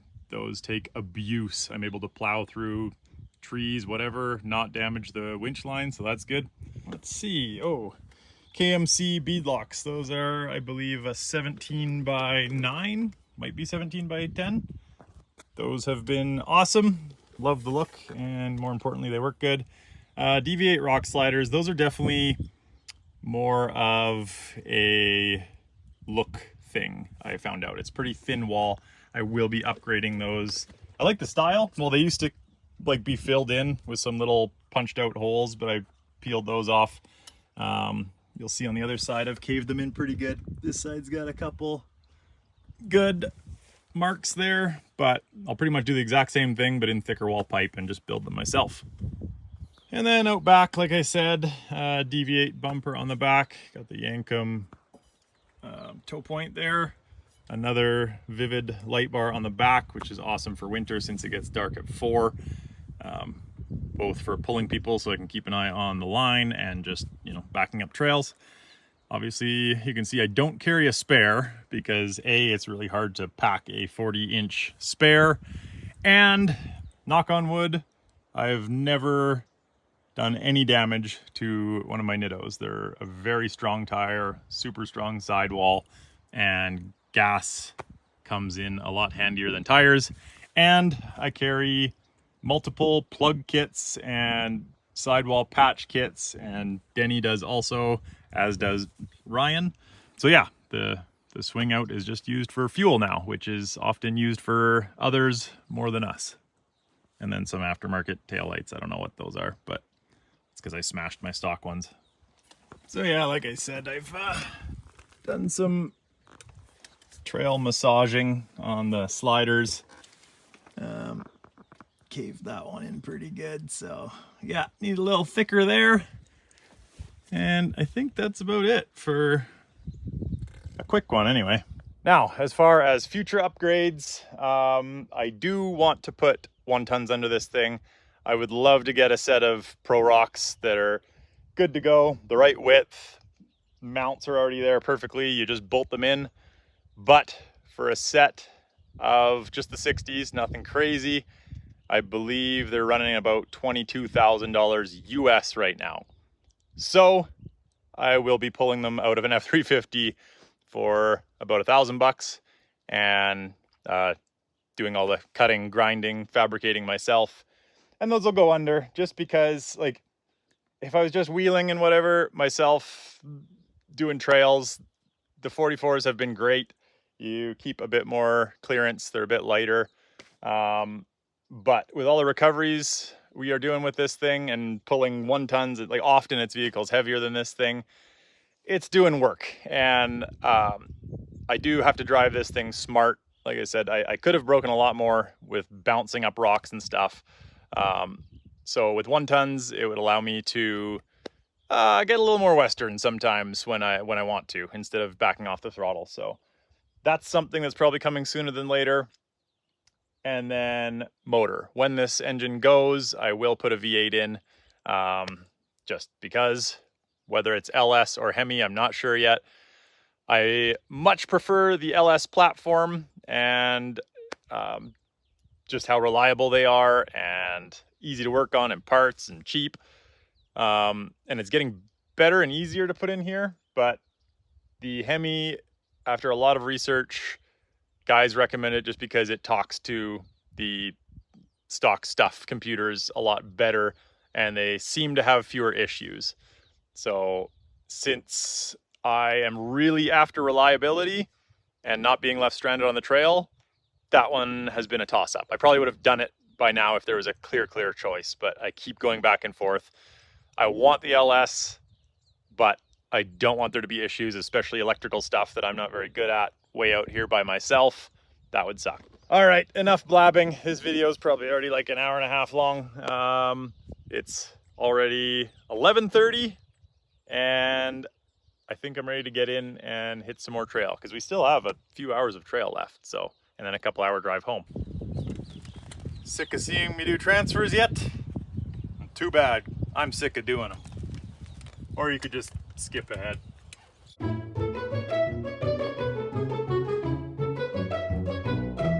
the official sign. That's kind of cool.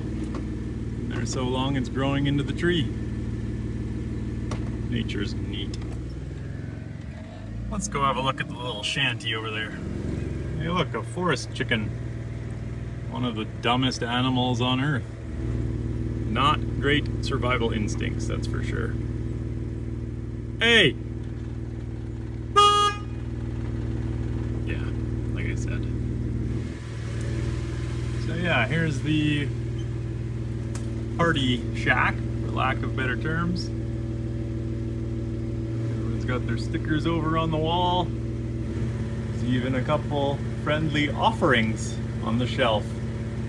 Boy, if only I'd have known last night, I wouldn't have had to forage and hunt. And a boot. And a U-joint. And what else do I need? Back through the schlop. And then we're back onto the actual trail.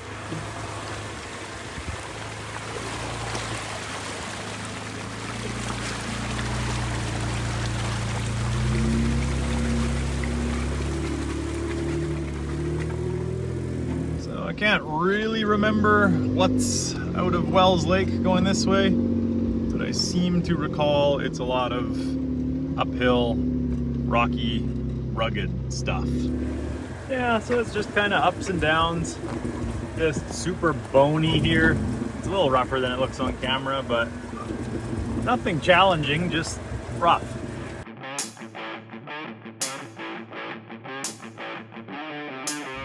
Another little lake, not so little. Another quite large lake, medium-sized lake. Another large-sized pond, medium pond, large pond.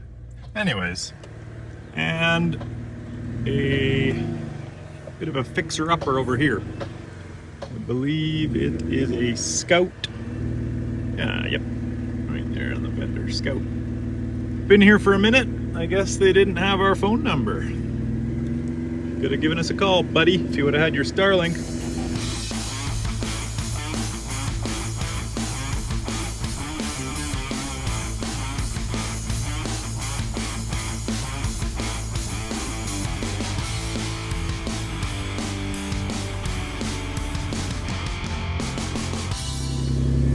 So yeah, more just kind of loose rock. Roots starting to get chewed out around some of the bigger ones, so still wouldn't call it difficult, just take your time. This is getting a bit better. So you got a line up to the right. Man, nothing looks steep, but this is pretty steep. So you can see it's kind of chewed out around that stuff, the bedrock. So that should get harder and harder over the years, especially with runoff. And then kind of a bypass that's actually probably harder because it's a lot steeper. But I kind of like the looks of that. So we'll just drive over that.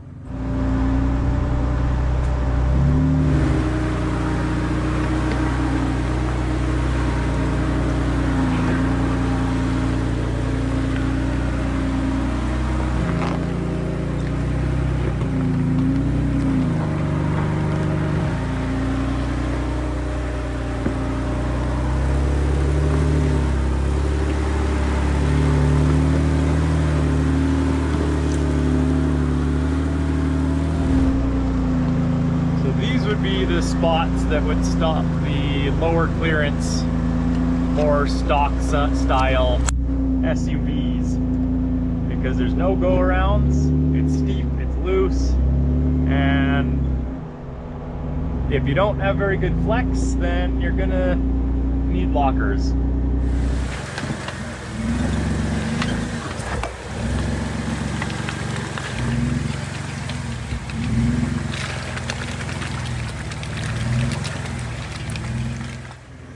Yeah, I remember this spot.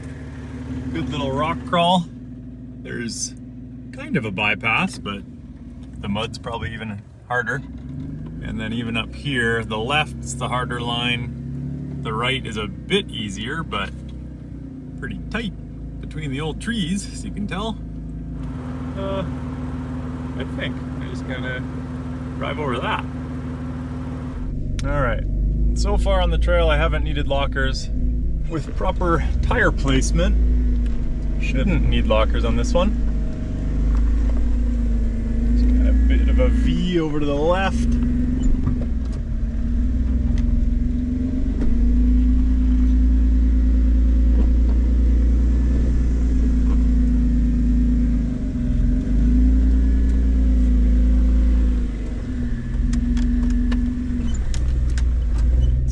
it's locked so I can't move and see.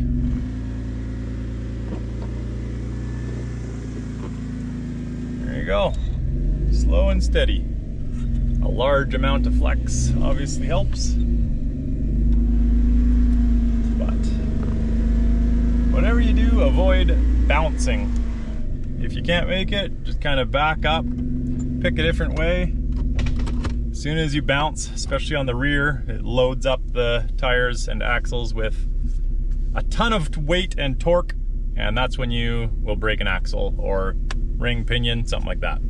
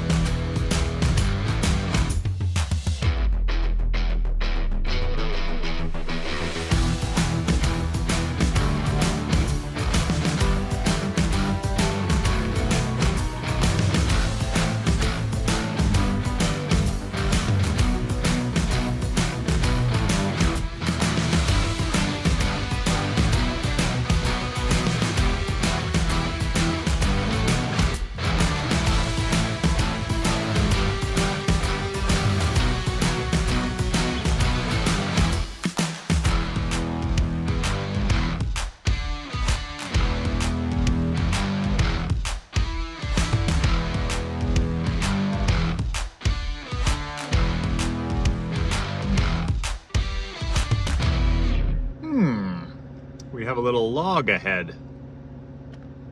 I don't need to drive over it. I shouldn't drive over it. I'm going to drive over it. This isn't necessary.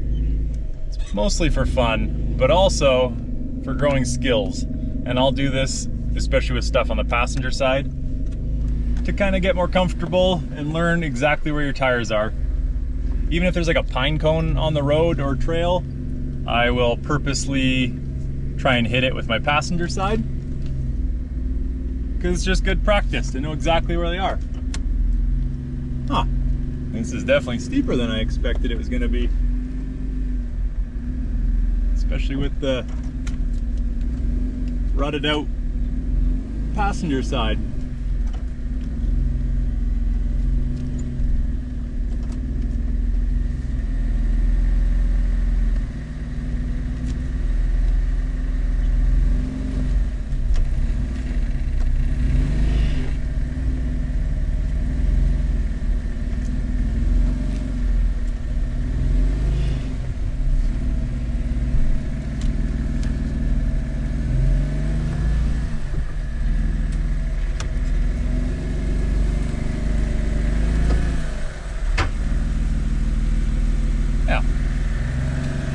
Made it. Remember how I was talking about risk to reward? That ratio is a little off. So this portion of trail is definitely, I would say, quicker and easier than the other side of Wells Lake. And there's actually a couple options to exit up here. So you can turn off and basically drive down a very well-maintained Forest Service road, which is part of the reason that we come in from this side most times during the winter, because we can take the Forest Service road up, skip a bunch of the lower trails that would be worse quality snow and kind of kill most of the day. So we can get up to, I think it comes in at over 5,000 feet. And that way we're up to this stuff, which is over 6,000 feet, a lot quicker. Now it's more just kind of cruisy trails through the forest, which this, I mean, it's nice right now, but this is probably my favorite section in the winter when there's a couple feet of snow, because it is beautiful through here. It's just the one trail. There's not people mucking around on the sides, messing things up. And yeah, when it's snow covered, it is something special. All right, after 20 minutes or so of just cruising, nothing major, we've come across the Forest Service Road intersection that I was talking about. So the trail obviously goes straight across there. Here's the road, which is fairly new. So if you go that way, you can, I don't know, a few kilometers, turn right, and you go down into Colmont, the same little town that this goes to. Or you can actually hang a left and it comes out on the Coquihalla, around Coquihalla Lakes, which is kind of cool. And all basically pretty good for a service road. But we are going to see the trail through so I can show you everything and have a good track on Onyx to share.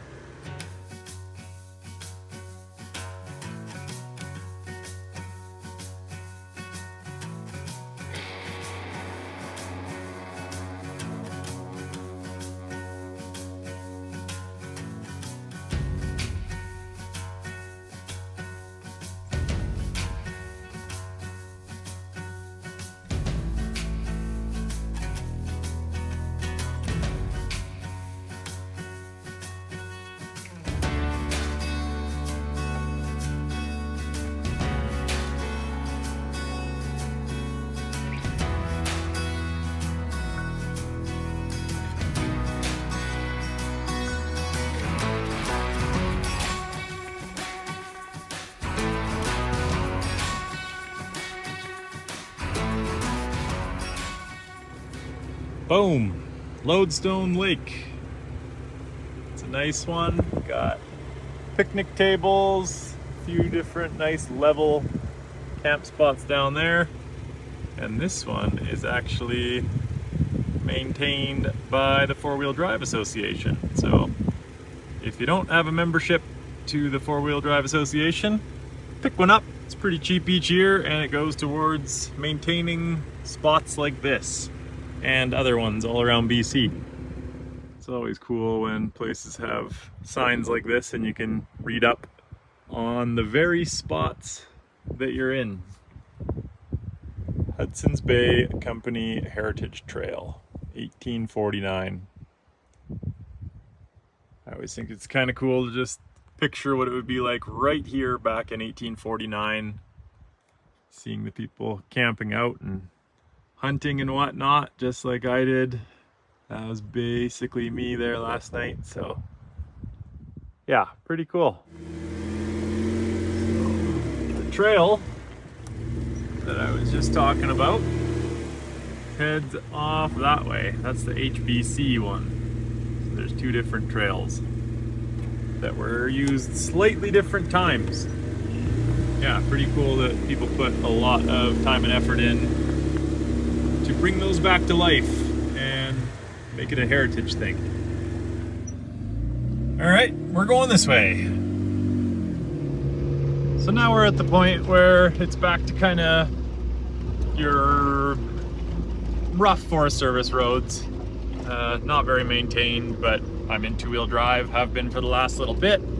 Cruising through the old clear cuts. Some nice views. I'd love to put the drone up, but the wind is blowing like 50 kilometers an hour, and the little Mini does not love that. But especially if you're doing it this way, obviously, this is kind of a welcomed ending to a lot of rough driving. This rough Forest Service road feels like pavement compared to the last several hours. Ladies.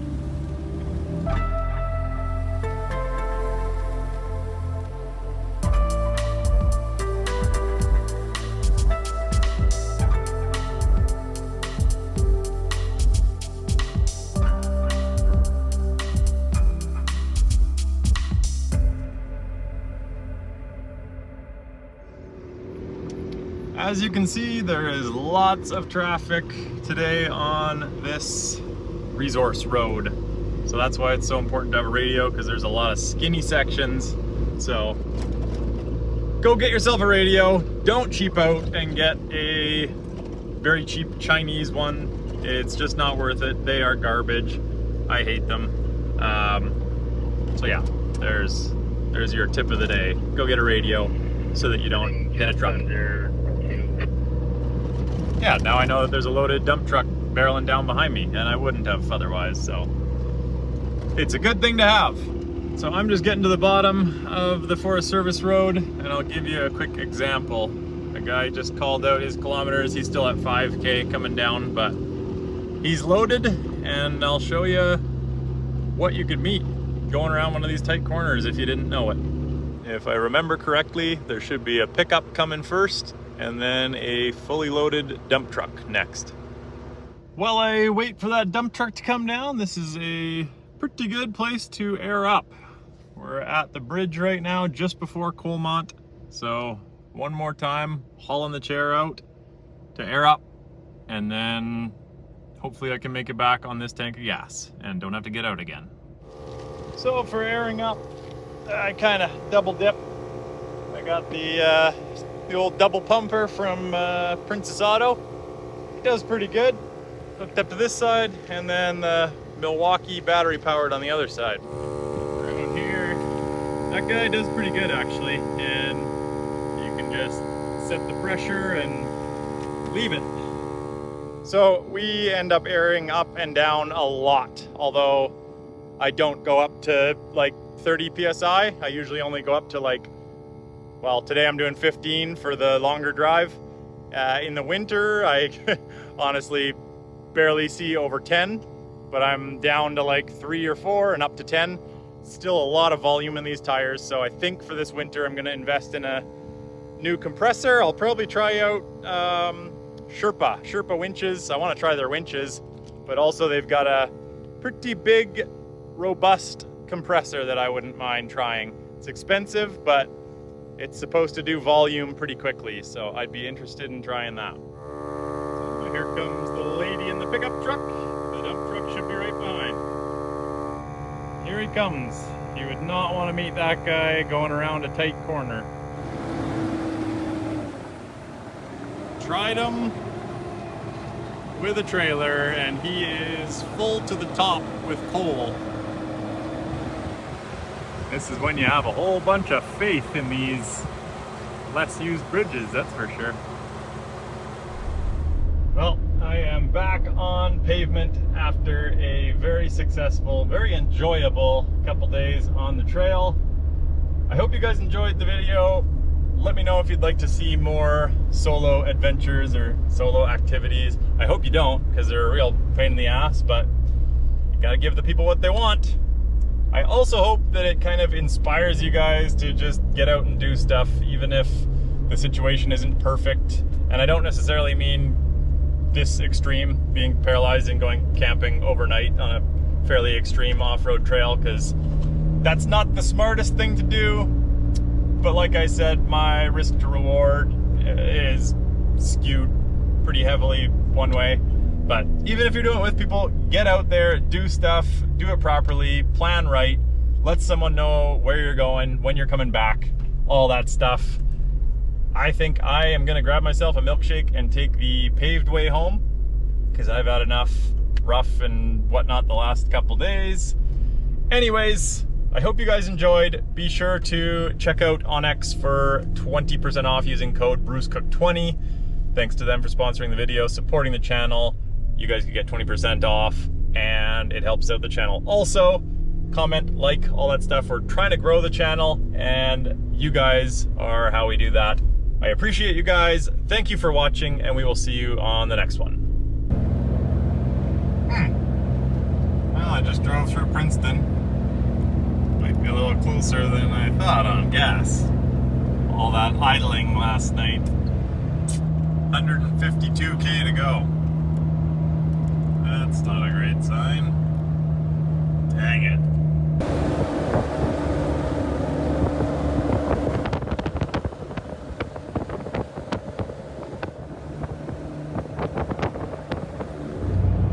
Update. Getting pretty low on fuel. I mean, that is to the shop, so there is gas before that. And I'm coming up to a pretty long downhill, so should be fine.